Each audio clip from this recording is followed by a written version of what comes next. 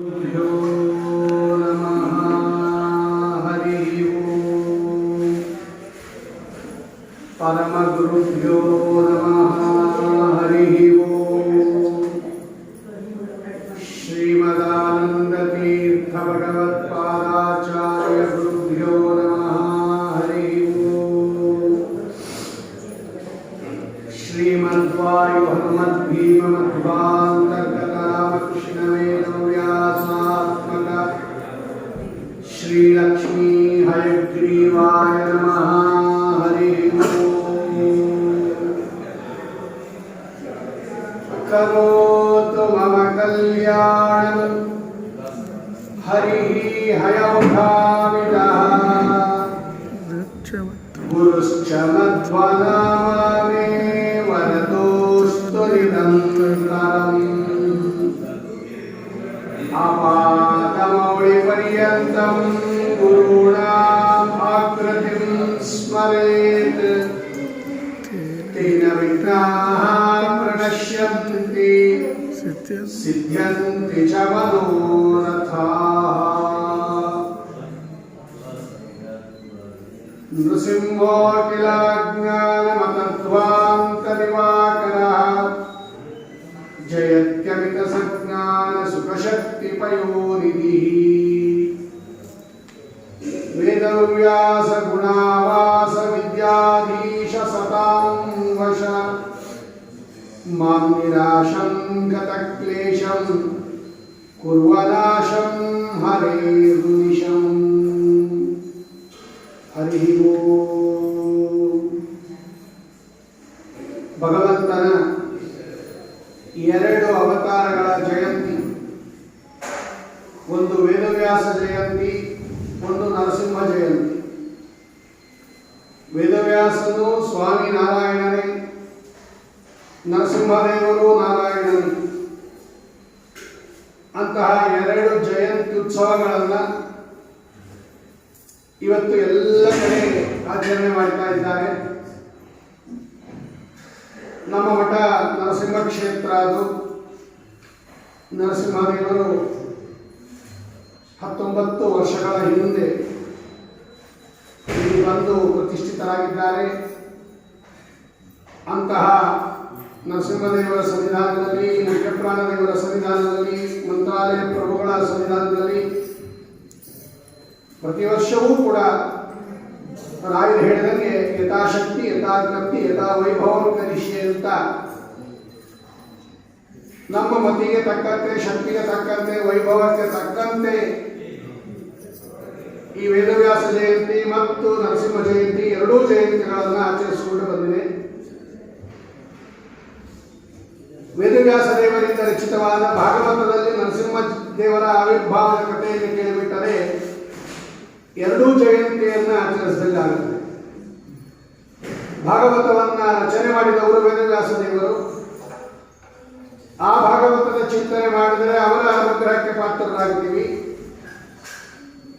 ನರಸಿಂಹದೇವರ ಕಥೆ ಸಪ್ತಮ ಸ್ಕಂದದಲ್ಲಿದೆ, ಅದನ್ನು ಚಿಂತನೆ ಮಾಡಿದರೆ ನರಸಿಂಹರೂಪಿ ಭಗವಂತ ಅನುಗ್ರಹ ಮಾಡ್ತಾನೆ.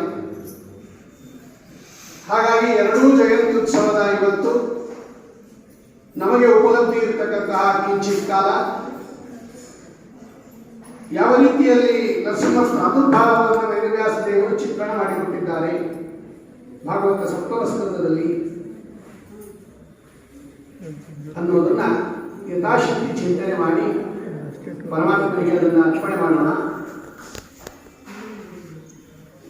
ಸಪ್ತಮ ಸ್ಕಂದದ ಪ್ರಾರಂಭದಲ್ಲಿ ಪರೀಕ್ಷಿತರಾದರು ಶುಕಾಚಾರ್ಯರನ್ನು ಪ್ರಶ್ನೆ ಮಾಡುತ್ತಾರೆ.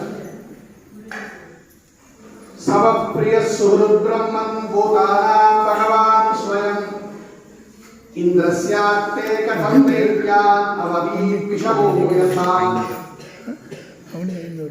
ಸ್ವಾಮಿ, ಭಗವಂತ ಸಮ ಪ್ರಿಯ ಸುಹೃತ್, ಎಲ್ಲರಿಗೂ ಸಮನಾಗಿರ್ತಕ್ಕಂಥವನು, ಪ್ರಿಯನಾಗಿರ್ತಕ್ಕಂಥವನು, ಎಲ್ಲರ ಹಿತವನ್ನು ವಹಿಸ್ತಕ್ಕಂಥವನು. ಅಂತಹ ಭಗವಂತ ಇಂದ್ರದೇವರಿಗೋಸ್ಕರವಾಗಿ ವೃತ್ರಾಸುರನನ್ನು ಸಂಹಾರ ಮಾಡಿದ ಅಂತ ಹಿಂದಿನ ಸ್ಕಂದದಲ್ಲಿದೆ, ಷಷ್ಠ ಸ್ಕಂದದಲ್ಲಿ. ಇಂದ್ರನನ್ನು ಉಳಿಸಕ್ಕೋಸ್ಕರವಾಗಿ ಇಂದ್ರನ ಪಕ್ಷವನ್ನು ವಹಿಸಿ ವೃತ್ರಾಸುರನನ್ನು ಸಂಹಾರ ಮಾಡಿದ ಅಂದರೆ ಭಗವಂತ ದೇವತೆಗಳ ಪಕ್ಷಪಾತಿ. ದೈತ್ಯರನ್ನ ಕಂಡ್ರೆ ಆಗೋದಿಲ್ಲ ಅವರಿಗೆ. ದೈತ್ಯರು ಏನು ಪೂಜೆ ಪುನಸ್ಕಾರ ಮಾಡಲು ಕೂಡ ಅದನ್ನ ದಯೆ ತೋರಲ್ಲ ಅವರ ಮೇಲೆ. ದೇವತೆಗಳಿಗೆ ಅನುಗ್ರಹ ಮಾಡ್ತಾನೆ ಅಂತ ಇದಕ್ಕೆ ವೈಷಮ್ಯ ಅಂತ ಕರೀತಾರೆ, ಪಕ್ಷಪಾತ. ನೈರ್ಗುಣ್ಯ ಅಂದ್ರೆ ಕರುಣೆ ಇದೆ ಇರೋದು. ಅವರು ಎಷ್ಟು ಮಾಡಿದ್ರು ಕೂಡ ಅವರ ಮೇಲೆ ಕರುಣೆ ಇಲ್ಲ. ದೇವತೆಗಳ ಮೇಲೆ ಪಕ್ಷಪಾತ. ಭಗವಂತನಿಗೂ ದೋಷವಂತಲ್ಲ ಪಕ್ಷಪಾತ ಮತ್ತು ನೈರ್ಗುಣ್ಯ ಅಂತ. ಭಗವಂತ ದೋಷ ದೂರ ಅಂತ ನಾವೆಲ್ಲ ಕೇಳಿದ್ದೀವಿ. ಈ ದೋಷ ಕಾಣಿಸ್ತಾ ಇದೆಯಲ್ಲ, ನನ್ನ ಮನಸ್ಸಿನಲ್ಲಿ ಸಂಶಯ ಬಂದಿದೆ, ದಯವಿಟ್ಟು ಇದನ್ನ ಛೇದನೆ ಮಾಡ್ರಿ ಅಂತ ಪರೀಕ್ಷಿತರಾಜರು ಸಪ್ತಮ ಸ್ಕಂದದ ಪ್ರಾರಂಭದಲ್ಲಿ ಕೇಳ್ತಾರೆ. ವೇದವ್ಯಾಸ ದೇವರು ಏನು ಸೂತ್ರದಲ್ಲಿ ಹೇಳಿದ್ದಾರೆ, ವೈಷಮ್ಯ ನೈರ್ಗುಣ್ಯಾಧಿಕರಣ ಅಂತಾನೆ ಒಂದು ಅಧಿಕರಣ ಇದೆ. 2ನೇ ಅಧ್ಯಾಯದ 1ನೇ ಪಾದದಲ್ಲಿ ಓಂ ವೈಷಮ್ಯ ನೈರ್ಗುಣ್ಯೇ ನ ಸಾಪೇಕ್ಷತ್ವ ತಥಾ ಚ ದರ್ಶಯತಿ ಓಂ ಅಂತ ಸೂತ್ರ. ಓಂ ಕರ್ಮ ಅವಿಭಾಗಾದಿತಿ ಚೇತ್ ಅನಾದಿತ್ವಾತ್ ಓಂ ಓಂ ಉಪಪದ್ಯತೆ ಚ ಉಪಲಭ್ಯತೆ ಚ ಓಂ ಅಂತ 3 ಸೂತ್ರ ಇದೆ. ಆ ಸೂತ್ರದ ಅರ್ಥನೇ ಈ ಸಪ್ತಮ ಸ್ಕಂದ. ಅರ್ಥೋಯಂ ಬ್ರಹ್ಮಸೂತ್ರನ. ಬ್ರಹ್ಮಸೂತ್ರಗಳ ಅರ್ಥ ಆದ್ದರಿಂದ ಶ್ರೀಮದ್ ಭಾಗವತ. ಆ ಬ್ರಹ್ಮಸೂತ್ರದಲ್ಲಿ ಭಗವಂತನಿಗೆ ಯಾವ ದೋಷ ಇಲ್ಲ ಅಂತ ವೇದವ್ಯಾಸ ದೇವರೇ ನಿರೂಪಣೆ ಮಾಡಿದ್ದಾರೆ. ಅದನ್ನೇ ಇಲ್ಲಿ ಕಥಾಮುಖದಿಂದ ತಿಳಿಸಿಕೊಡ್ತಾರೆ. ಆಗ ಶುಕ್ರಾಚಾರ್ಯ ಹೇಳ್ತಾರೆ, ಒಳ್ಳೆ ಪ್ರಶ್ನೆ ಮಾಡಿ ರಾಜನ್, ಭಗವಂತನ ಬಗ್ಗೆ ಸಂಶಯ ಇಟ್ಕೋಬಾರದು. ಸಂಶಯಾತ್ಮ ವಿನಶ್ಯತಿ. ಯಾರು ಭಗವಂತನ ಬಗ್ಗೆ ಡೌಟ್ ಇಟ್ಕೋತಾರೆ ಇವರು ಹಾಳಾಗ್ತಾರೆ, ತಪ್ಪು ತಿಳ್ಕೊಂಡವರು ಹಾಳಾಗ್ತಾರೆ. ಸರಿಯಾದ ಜ್ಞಾನ ಇರಬೇಕು ಭಗವಂತನ ಬಗ್ಗೆ. ಹಾಗಾಗಿ ಅವನ ಬಗ್ಗೆ ಬರ್ತಕ್ಕಂಥ ಸಂಶಯ ಎಲ್ಲ ಪರಿಹಾರ ಮಾಡ್ಕೊಳ್ಬೇಕು. ಒಳ್ಳೆ ಕೆಲಸ ಮಾಡಿ. ವೇದವ್ಯಾಸ ದೇವರಿಗೆ ನಮಸ್ಕಾರ ಮಾಡಿ. ನತ್ವಾ ಕೃಷ್ಣಾಯ ಮುನಯಿ. ನಮ್ಮ ತಂದೆಗಳಾಗಿರ್ತಕ್ಕಂಥ ವೇದವ್ಯಾಸ ದೇವರಿಗೆ ನಮಸ್ಕಾರ ಮಾಡಿ ಆ ಕಥೆಯನ್ನು ಹೇಳ್ತೀನಿ ಕೇಳೋ ನಿನ್ನ ಸಂಶಯಕ್ಕೆ ಅಂತ ಹೇಳಿ. ನೋಡು, ಭಗವಂತ ಜ್ಞಾನಾನಂದ ಸ್ವರೂಪಿ, ಪ್ರಾಕೃತ ಗುಣರಹಿತ. ಯಾರಿಗೆ ಪ್ರಾಕೃತ ಗುಣ ಇದೆ ಇವರಿಗೆ ಪಕ್ಷಪಾತ, ವೈಷಮ್ಯ, ನೈರ್ಗುಣ್ಯ ಇಲ್ಲ. ಅದು ಆ ಪ್ರಾಕೃತ ಗುಣದ ಪ್ರಭಾವ. ಭಗವಂತ ಅಪ್ರಾಕೃತನಾಗಿರ್ತಕ್ಕಂಥವನು. ದೈತ್ಯರಿಂದ ಅವನಿಗೇನು ತೊಂದರೆ ಇಲ್ಲ, ದೇವತೆಗಳಿಂದ ಅವನಿಗೆ ಪ್ರಯೋಜನ ಇಲ್ಲ. ಈಗ ಪಕ್ಷಪಾತ ಮಾಡೋದು ಯಾಕೆ? ದೇವತೆಗಳಿಂದ ಏನಾದರೂ ಬೆನಿಫಿಟ್ ಇದೆಯಾ? ಇಲ್ಲ. ಯಾಕೆಂದ್ರೆ ಭಗವಂತ ಜ್ಞಾನಾನಂದ ಸ್ವರೂಪ, ಆಪ್ತಕಾಮ, ಹೊಂದಬೇಕಾಗಿರ್ತಕ್ಕಂಥದ್ದು ಏನೂ ಇಲ್ಲ ಅವನು. ಇನ್ನು ದೈತ್ಯರಿಂದ ಭಗವಂತನಿಗೆ ಭಯ ಅಂದ್ರೆ ಅದೂ ಇಲ್ಲ ಭಗವಂತನಿಗೆ. ಪ್ರಾಕೃತ ಗುಣ ಇದ್ದವರಿಗೆ ಭಯ. ಪ್ರಾಕೃತ ಗುಣವನ್ನು ಮೀರಿರ್ತಕ್ಕಂಥವನು, ಪ್ರಾಕೃತ ಗುಣಗಳನ್ನು ನಿಯಮನ ಮಾಡುವವನು ಭಗವಂತ. ಪ್ರಕೃತಿಗೆ ನಿಯಾಮಕ ಭಗವಂತ. ಹಾಗಾಗಿ ದೈತ್ಯರಿಂದ ಭಯನೂ ಇಲ್ಲ, ದೇವತೆಗಳಿಂದ ಪ್ರಯೋಜನವೂ ಇಲ್ಲ. ಲೋಕದಲ್ಲಿ ರಾಜರುಗಳಿಗೆ ಏನೋ ಒಂದು ಬೆನಿಫಿಟ್ ಇರುತ್ತೆ, ಇವರಿಂದ ಭಯ ಇರುತ್ತೆ, ಅವರಿಂದ ಪ್ರಯೋಜನ ಇರುತ್ತೆ. ಹಾಗಾಗಿ ಅವರು ಒಂದು ಕಡೆ ಪಕ್ಷಪಾತ ಮಾಡುವುದು ಕಂಡಿದೆ. ಭಗವಂತನಿಗೆ ಪ್ರಾಕೃತ ಗುಣರಹಿತನಾದ್ದರಿಂದ ಏನು ಮಾಡ್ತಾನೆ ಭಗವಂತ? ಯಾವ್ಯಾವ ಜೀವರಾಶಿಗಳು ಹೆಂಗಿದ್ದಾರೆ ಅವರು ಮೂಲತಃ ಅವರ ಒಳಗಡೆ ಇದ್ದು ಆ ಗುಣಗಳನ್ನು ಪ್ರೇರಣೆ ಮಾಡಿಬಿಡ್ತಾನೆ ಅಷ್ಟೇ ಭಗವಂತ. ಸಾತ್ವಿಕರನ್ನ ರಾಜಸರನ್ನಾಗಿ, ರಾಜಸರನ್ನಾಗಿ ತಾಮಸರನ್ನ, ತಾಮಸರನ್ನ ಸಾತ್ವಿಕರನ್ನಾಗಿ ಬದಲಾಯಿಸಲ್ಲ ಭಗವಂತ. ಸ್ವಭಾವ ಬದಲಾಯಿಸಲ್ಲ ಭಗವಂತ. ಓಂ ಅನಭಿಭವಂಚ ದರ್ಶಯತಿ ಓಂ ಸೂತ್ರ ಇದೆ. ಸಾತ್ವಿಕರಿಗೆ ಸಾತ್ವಿಕ ಗುಣಗಳನ್ನು ಪ್ರೇರಣೆ ಮಾಡ್ತಾನೆ ಒಳಗಡೆ ಇದ್ದು. ರಾಜಸರಿಗೆ ರಾಜಸ ಗುಣಗಳನ್ನ ಏನು ಗುಣ ಇದೆ ನಿಮ್ಮಲ್ಲಿ ಅದನ್ನ ಒಳಗಡೆ ನಿಂತ್ಕೊಂಡು ಪ್ರೇರಣೆ ಮಾಡ್ತಾನೆ. ಹೊಸದಾಗಿ ಯಾವುದು ತುಂಬೋದಿಲ್ಲ ಭಗವಂತ. ಒಂದು ಕಾಲಕ್ಕೆ ದೇವತೆಗಳಿಗೆ ಉನ್ನಾಹ, ಸಾತ್ವಿಕ ಗುಣಕ್ಕೆ ಉನ್ನಾಹ ಆದಾಗ ದೇವತೆಗಳಿಗೆ ಜಯ. ರಾಜಸ ಗುಣಕ್ಕೆ ಉನ್ನಾಹ ಆದಾಗ ಈ ದೈತ್ಯರಿಗೆ ಜಯ. ತಾಮಸ ಗುಣಗಳಿಗೆ ಉನ್ನಾಹ ಆದಾಗ ಭೂತ ಪ್ರೇತ ಪಿಶಾಚಿಗಳಿಗೆ ಜಯ. ಅನೇಕ ಪ್ರಾಕೃತ ತಾನೇ ನಿರ್ಮಾಣ ಮಾಡಿರ್ತಕ್ಕಂತಹ ದೇಹಗಳಲ್ಲಿ ಭಗವಂತ ಬಂದು ಅಪ್ರಾಕೃತನಾದರೂ ಕೂಡ ಪ್ರಾಕೃತ ದೇಹವುಳ್ಳ ವಸುದೇವನಲ್ಲಿ ಭಗವಂತ ಅವತಾರ ಮಾಡಿ ತಾನು ಪ್ರಕೃತಿಯ ಗುಣಗಳನ್ನು ಸಂಬಂಧಪಡಿಸಿಕೊಳ್ಳದೆ ಅವರವರ ಗುಣಗಳನ್ನು ಪ್ರೇರೇಪಣೆ ಮಾಡಿ ಆಯಾ ಕಾಲಕ್ಕೆ ಭಗವಂತ ಅವರವರಿಗೆ ಫಲ ಕೊಡ್ತಾನೆ. ನೋಡು, ದೇವತೆಗಳು ಸ್ವಾಭಾವಿಕವಾಗಿ ಹರಿಭಕ್ತರು, ಅವರು ಸತ್ವಗುಣೋಪೇತರು. ಅವರು ಸಹಜವಾಗಿ ಭಗವಂತನಲ್ಲಿ ಭಕ್ತಿ ಮಾಡುತ್ತಾರೆ, ಅದಕ್ಕೆ ಭಗವಂತ ಅವರು ಅನುಗ್ರಹ ಮಾಡ್ತಾನೆ. ದೈತ್ಯರು ಸ್ವಭಾವತಃ ಭಗವದ್ವೇಷಿಗಳು, ಅವರು ಭಗವಂತನನ್ನು ದ್ವೇಷ ಮಾಡ್ತಾರೆ, ಅದಕ್ಕೆ ಭಗವಂತ ಅದಕ್ಕೆ ತಕ್ಕಂತೆ ಫಲ ಕೊಡ್ತಾನೆ. ತಾನು ಯಾರ ಮೇಲೂ ಭಗವಂತ ಯೋಗ್ಯತೆಯನ್ನು ಮೀರಿ ಪ್ರೀತಿಯನ್ನಾಗಲಿ ದ್ವೇಷವನ್ನಾಗಲಿ ಯಾರ ಮೇಲೂ ಮಾಡೋದಿಲ್ಲ ಭಗವಂತ.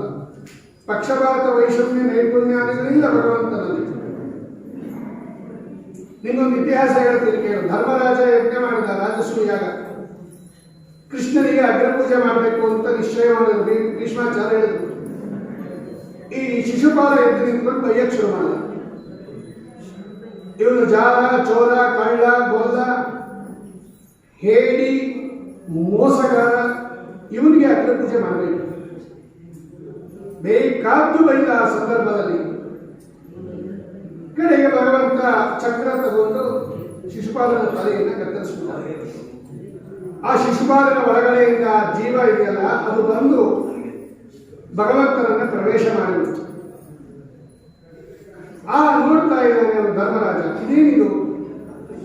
ಆ ಜೀವಿಗೆ ಭಗವಂತನ ಉದರ ಪ್ರವೇಶ, ಭಗವಂತನ ದೇಹ ಪ್ರವೇಶ ಅನ್ನೋದು ಸಾಯುಜ್ಯ ಮೋಕ್ಷ. ಅದು ಏಕಾಂತ ಭಕ್ತರಿಗೂ ದುರ್ಲಭ. ಅಂತದ್ರಲ್ಲಿ ಇವನಿಗೆ ಹೆಂಗಾಯ್ತು? ಭಗವಂತನನ್ನ ಬೈದವನಿಗೆ ಈ ರೀತಿಯಾಗಿರ್ತಕ್ಕಂಥ ಮೋಕ್ಷ ಹೆಂಗಾಯ್ತು? ವೇನ ಅಂತಕ್ಕಂಥ ಒಬ್ಬ ದೈತ್ಯ ಇದ್ದ, ಅವನು ಭಗವಂತನನ್ನ ಬೈದಿದ್ದ, ಅವನಿಗೆ ತಪಸ್ಸಾಯಿತು. ಈ ಶಿಶುಪಾಲ ಭಗವಂತನನ್ನ ಬೈದ, ಇವನಿಗೆ ಮೋಕ್ಷ ಆಯಿತು. ಇದೇನಿದು ಫಲದಲ್ಲಿ ವ್ಯತ್ಯಾಸ? ತನ್ನ ಪಕ್ಕದಲ್ಲಿ ನಾರದರು ಕೂತಿದ್ರು. ಧರ್ಮರಾಜರು ನಾರದನ್ನು ಕೇಳ್ತಾರೆ, ಏನ್ ಸ್ವಾಮಿ ಇದು? ಆಗ ನಾರದರು ಹೇಳ್ತಾರೆ, ನೋಡು, ಭಗವಂತನ ದೃಷ್ಟಿಯಿಂದ ಮೊದಲು ಹೇಳ್ಬಿಡ್ತೀನಿ. ಭಗವಂತನಿಗೆ ನಾವು ಬೈದರೂ ಏನಾಗೋದಿಲ್ಲ, ಹೊಗಳಿದ್ರು ಏನಾಗೋದಿಲ್ಲ. ಬೇಕಾದ ಜನ ನಿಂದನೆ ಮಾಡ್ತಾರೆ, ನಿಂದನೆಯಿಂದಲೂ ಏನಾಗೋದಿಲ್ಲ. ಭಗವಂತ ಪೂರ್ಣ ವಸ್ತುವಿಗೆ ವಿಕಾರ ಇಲ್ಲ, ಪೂರ್ಣ ವಸ್ತುವಿಗೆ ಹಾನಿ ಪಕ್ಷಗಳಿಲ್ಲ. ಹಾಗಾಗಿ ಸ್ತೋತ್ರ ಮಾಡಿದರೂ ಭಗವಂತನಿಗೆ ಏನಾಗಲ್ಲ, ನಿಂದನೆ ಮಾಡಿದರೂ ಏನಾಗಲಿಲ್ಲ. ಹಾಗಾಗಿ ಶಿಶುಪಾಲ ನಿಂದನೆ ಮಾಡಿದಾಗ ಭಗವಂತನಿಗೆ ಏನಾಯ್ತು ಅಂತ ತಿಳ್ಕೋಬೇಡ, ಅವನು ಏನು ಆಗೋದಿಲ್ಲ. ಇನ್ನು ಶಿಶುಪಾಲನ ದೃಷ್ಟಿಯಿಂದ ನೋಡಿದಾಗ ಮೋಕ್ಷ ಆಗಿದ್ದು, ಸದ್ಗತಿಯಾಗಿದ್ದು ಶಿಶುಪಾಲನಿಗಲ್ಲ. ಶಿಶುಪಾಲನ ಒಳಗಡೆ ಇರ್ತಕ್ಕಂಥ ಜಯ ಅಂತಕ್ಕಂಥ ಹರಿಭಕ್ತನಿಗೆ. ಯಾವತ್ತೂ ಕೂಡ ಮೋಕ್ಷ ಭಕ್ತಿಯಿಂದಲೇ ಹೊರತು ದ್ವೇಷದಿಂದ ಅಲ್ಲ. ಒಳಗಡೆ ಇರ್ತಕ್ಕಂತಹ ಜಯ ದ್ವೇಷ ಸಹಕೃತ ಭಕ್ತಿಯವರು. ಚೈತ್ಯಾಲಯ ಆಚಾರ್ಯರು ಬರೀತಾರೆ, ಅಲ್ಲೇ ಇದೆ ಭಾಗವತದಲ್ಲಿ. ಅಂದ್ರೆ ಏನು ಗೊತ್ತಾ? ಯಾರು ಗೊತ್ತಾ ಇವರು? ಈ ಜಯ ವಿಜಯರು ಸನಕಾದಿಗಳಿಗೆ ಅಡ್ಡಿ ಮಾಡಿ 3 ಜನ್ಮದಲ್ಲಿ ಅಸುರರಾಗಿ ಹುಟ್ಟಿ ಅಂತ ಶಾಪ ಕೊಟ್ಟು ಹಿಂದೆ ಹೇಳಿದ್ದೀನಿ ನನಗೆ ತೃತೀಯ ಸ್ಕಂದದಲ್ಲಿ. ಮೊದಲನೇ ಜನ್ಮನೇ ಅವರಿಗೆ ಈ ಹಿರಣ್ಯಾಕ್ಷ ಹಿರಣ್ಯಕಶಿಪು. ಆ ಜನ್ಮದಲ್ಲಿ ಭಗವಂತ ವರಾಹ ರೂಪದಿಂದ ಹಿರಣ್ಯಾಕ್ಷನನ್ನು ಸಂಹಾರ ಮಾಡಿದ, ನರಸಿಂಹ ರೂಪದಿಂದ ಹಿರಣ್ಯಕಶಿಪುವನ್ನು ಸಂಹಾರ ಮಾಡಿದ. 2ನೇ ಜನ್ಮದಲ್ಲಿ ರಾವಣ ಕುಂಭಕರ್ಣರಾಗಿ ಹುಟ್ಟಿದ್ರು, ರಾಮರೂಪದಿಂದ ಭಗವಂತ ಇಬ್ಬರನ್ನೂ ಸಂಹಾರ ಮಾಡಿದ. ಈಗ 3ನೇ ಹುಟ್ಟು ಇವರಿಗೆ ಜನನ. ಈಗ ಶಿಶುಪಾಲ ಮತ್ತು ದಂತವಕ್ರರಾಗಿ ಹುಟ್ಟಿದ್ದಾರೆ. ಶಿಶುಪಾಲನನ್ನು ಕೃಷ್ಣ ಸಂಹಾರ ಮಾಡಿದ್ದಾನೆ, ಮುಂದೆ ದಂತವಕ್ರನನ್ನು ಸಂಹಾರ ಮಾಡುತ್ತಾನೆ.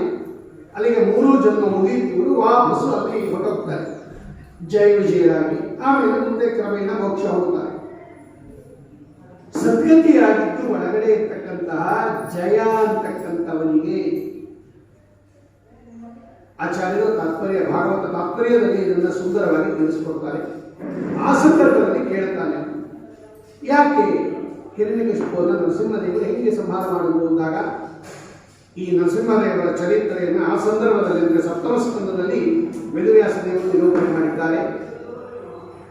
ಯಾವಾಗ ಹಿರಣ್ಯಕಶಿಪು ಹಿರಣ್ಯಾಕ್ಷ ವರಾಹದೇವರಿಂದ ಸಂವೃತನಾದ, ಹಿರಣ್ಯಕಶಿಪುವಿಗೆ ತುಂಬ ಕೋಪ, ತುಂಬ ದುಃಖ, ಶೋಕ ದುಃಖ ಎರಡೂ ಬಂದ್ಬಿಟ್ಟು, ಕೋಪನೂ ಬಂದ್ಬಿಟ್ಟು.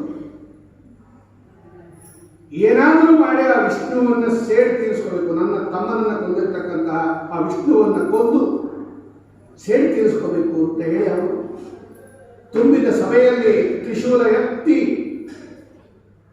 ನಮುಚಿ, ಇಲ್ವಲ, ಪಾಕ, ಹಯಗ್ರೀವ ಮೊದಲಾದ ದೈತ್ಯರನ್ನೆಲ್ಲ ಸೇರಿಸಿ ಏನಾದರೂ ಮಾಡಿ ಆ ವಿಷ್ಣುವನ್ನು ನಾನು ಸೇಡ್ ತೀರಿಸ್ಕೋತೀನಿ, ಈಗಿರ್ತಕ್ಕಂತಹ ಬಲ ಸಾಲದು, ನಾನು ತಪಸ್ಸಿಗೆ ಹೋಗ್ತೀನಿ, ನೀವು ಭೂಲೋಕಕ್ಕೆ ಹೋಗಿ ಎಲ್ಲೆಲ್ಲಿ ಭಗವಂತನನ್ನ ಕುರಿತು ಆರಾಧನೆ ನಡೀತಾ ಇದೆ, ಸ್ತೋತ್ರ ನಡೀತಾ ಇದೆ, ಪೂಜೆ ಹೋಮ ಪುನಸ್ಕಾರ ಎಲ್ಲ ನಿಲ್ಲಿಸ್ಬಿಡಿ, ದೇವಸ್ಥಾನಗಳೆಲ್ಲ ಹೊಡೆದಾಕ್ಬಿಡ್ರಿ, ಮರ ಗಿಡಗಳನ್ನೆಲ್ಲ ಕಳೆದಾಕ್ಬಿಡ್ರಿ, ಹೂವಿನ ಗಿಡಗಳು, ತುಳಸಿ ಗಿಡಗಳು, ಆಶ್ರಮಗಳನ್ನೆಲ್ಲ ಸುಟ್ಟು ಬಿಡ್ರಿ, ಸೇತುವೆಗಳು, ಪ್ರಾಕಾರಗಳು, ಗೋಪುರಗಳು, ಇವರಿಗೆ ಪೂಜೆ ಮಾಡೋದಕ್ಕೆ ಅವಕಾಶನೇ ಇರಬಾರ್ದು.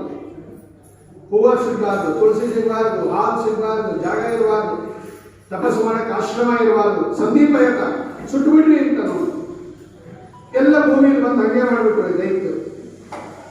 ಅವನೇನು ಈ ಪೂಜೆ ನಿಲ್ಲಿಸ್ಬಿಟ್ರೆ ವಿಷ್ಣುವಿಗೆ ಬಲ ಕಡಿಮೆ ಆಗುತ್ತೆ ಅಂತ ದುಷ್ಟ ಚಿಂತನೆ ಅದು ಹಿರಣ್ಯಕಶಿಪು. ಅಂದರೆ ನಮ್ಮ ಪೂಜೆಯಿಂದ ವಿಷ್ಣುವಿಗೆ ಬಲ ಬರ್ತಾ ಇದೆ. ವಿಷ್ಣು ದ್ವಿಜಕ್ರಿಯಾ ಮೂಲ ಅನ್ನುತ್ತೆ ಭಾಗವತ. ಅಂದರೆ ನಾವು ಪೂಜೆ ಮಾಡಿದರೆ ಭಗವಂತನಿಗೆ ಬಲ, ನಾವು ಪೂಜೆ ಮಾಡಿದರೆ ಭಗವಂತನಿಗೆ ಶಕ್ತಿ, ನಾವು ಪೂಜೆ ನಿಲ್ಲಿಸಿದ್ರೆ ಭಗವಂತನಿಗೆ ಶಕ್ತಿ ಬರೋದಿಲ್ಲ ಅಂತ ದೊಡ್ಡ ಚಿಂತನೆ ಹಿರಣ್ಯಕಶಿಪು. ಇವನೇನು ಮಾಡಿದ, ಸತೇಪೇ ಮಂಗಲದ್ರೋಣ್ಯ ತಪ ಪರಮದಾರುಣ ಊರ್ಧ್ವಬಾಹೋ ನಮೋ ದೃಷ್ಟಿ ಪಾದಾಂಗುಷ್ಟಾಶ್ರಿತಾವನಿ, ಹೆಚ್ಚು ಬಲ ಪಡಿಬೇಕು ಅಂತ ಹೇಳಿ ಬ್ರಹ್ಮದೇವರನ್ನು ಕುರಿತು ತಪಸ್ಸು ಮಾಡಿದ. ಅದು ಕೆಟ್ಟ ತಪಸ್ಸು. ಶ್ರೀಮದಾಚಾರ್ಯ ಬರೀತಾರೆ, ತಪಸ್ಸು ಯಾವತ್ತೂ ಕೂಡ ಲೋಕಕ್ಕೆ ಒಳ್ಳೆಯದಾಗಬೇಕು, ಲೋಕ ಕಲ್ಯಾಣಾರ್ಥವಾಗಿ ತಪಸ್ಸದು. ಆದರೆ ಹಿರಣ್ಯಕಶಿಪು ಲೋಕಕ್ಕೆ ತೊಂದರೆ ಆಗುತ್ತೆ. ಹಿರಣ್ಯಕಶಿಪುವಿನ ತಪಸ್ಸು ಯಾಕೆ ಅಂದರೆ ಅದು ಸ್ವಾರ್ಥ ತಪಸ್ಸು. ಒಬ್ಬ ವ್ಯಕ್ತಿಗೆ ನಾನು ಚೆನ್ನಾಗಿರಬೇಕು ಅಂತ ಎಲ್ಲೇ ಅವನ ಪುಣ್ಯ ಕಾರ್ಯಗಳಲ್ಲಿ ಬಂದ್ಬಿಡುತ್ತಲ್ಲ, ಅದರಿಂದ ಲೋಕ ಕಲ್ಯಾಣ ಆಗಲ್ಲ. ನನಗೋಸ್ಕರ ಮಾಡ್ತಾ ಇದ್ದೀನಿ, ನಾನು ಚೆನ್ನಾಗಿರಬೇಕು, ನಾನು ಉದ್ಧಾರ ಆಗಬೇಕು, ನಾನು ಬೆಳಿಬೇಕು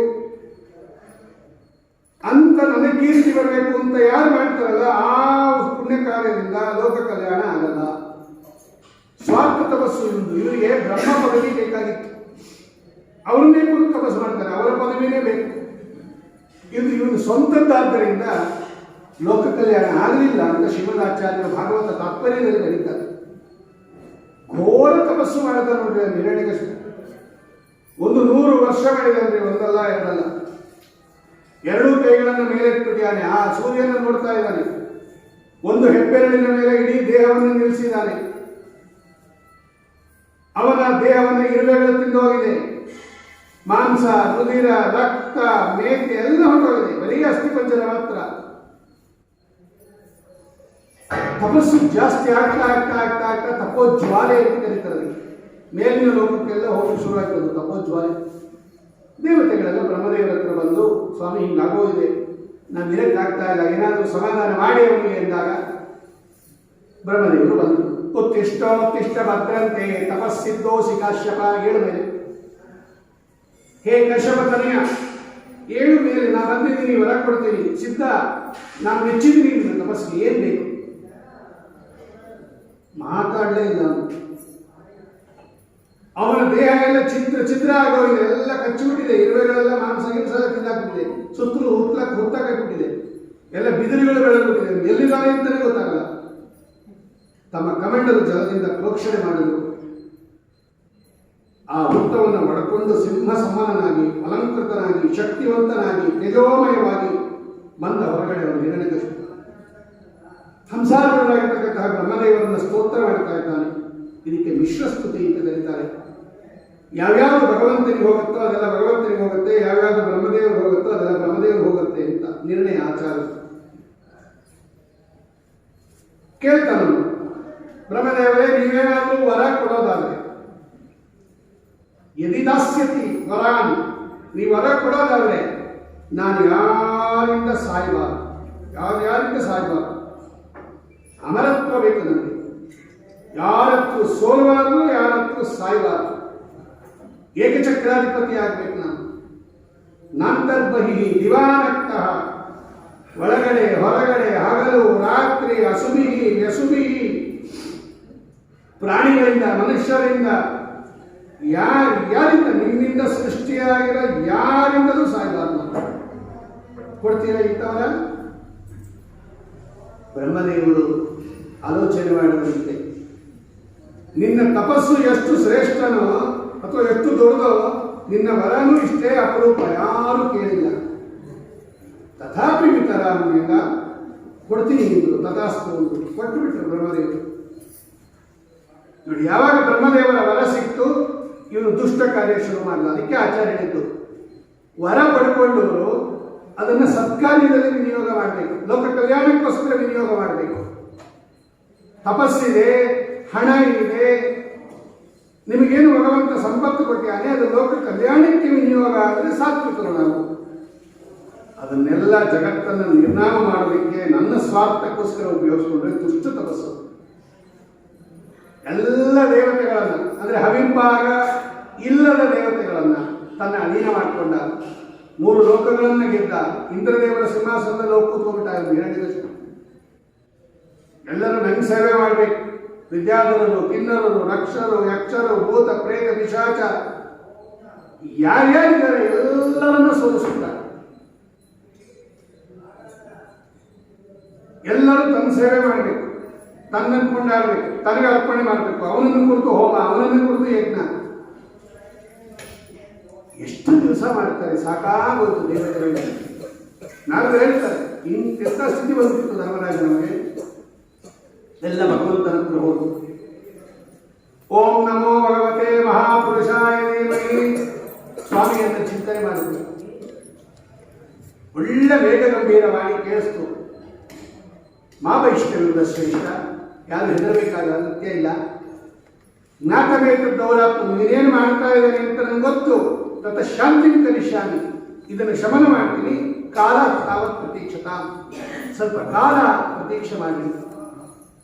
ಯದಾ ದೇವೇಶು ವೇದೇಶು ಗೋಷು ವಿಪ್ರೇಶು ಸಾಧುಷು ಧರ್ಮೇ ವೈಚ ವಿದ್ವೇಷಃ ಸವಾ ಆಶು ವಿನಶ್ಯತಿ.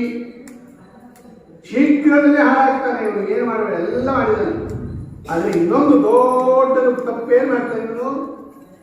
ನಿರ್ವೈರಾಯ ಪ್ರಶಾಂತಾಯ ಸ್ವಸುತಾಯ ಮಹಾತ್ಮನೆ ಪ್ರಹ್ಲಾದಾಯ ಯದಾದ್ರಿಕೆ ಧನಿಷ್ಯೇಪಿ ವರೋರ್ಜಿತಂ. ಮುಂದೆ ಇವನೊಬ್ಬ ಪ್ರಹ್ಲಾದ ಅಂತ ಒಬ್ಬ ಮಗ ಬರ್ತಾನೆ, ಮಹಾವಿಷ್ಣು ಭಕ್ತ, ಪ್ರಶಾಂತ, ಸದಾ ಭಗವನ್ನಿಷ್ಠ ಬುದ್ಧಿಯುಳ್ಳವನು. ಅವನಿಗೆ ಇವನು ದ್ವೇಷ ಮಾಡ್ತಾನೆ, ಅವನನ್ನು ಸಮಾನ ಮಾಡಕ್ಕೆ ಪ್ರಯತ್ನ ಮಾಡ್ತಾನೆ. ಆಗ ನಾನು ಇವನು ಎಷ್ಟೇ ವರ ಪಡೆದಿರ್ತೀವಿ, ಬ್ರಹ್ಮದೇವರು ಏನು ಬೇಕಾದ್ರೆ ವರ ಕೊಟ್ಟಿರ್ತೀವಿ, ನಾನು ಸಮಾನ ಮಾಡ್ತೀನಿ, ಯೋಚನೆ ಮಾಡಬೇಡಿ ಅಂತ ಮೇಘ ಗಂಭೀರವಾಣಿ ದೇವತೆಗಳಿಗೆ ಕೇಳಿಸ್ತಾ ಇದೆ. ಎಲ್ಲ ವಾಪಸ್ ಬಂದ್ಬಿಟ್ಟು ತಮ್ಮ ತಮ್ಮ ಲೋಕಕ್ಕೆ.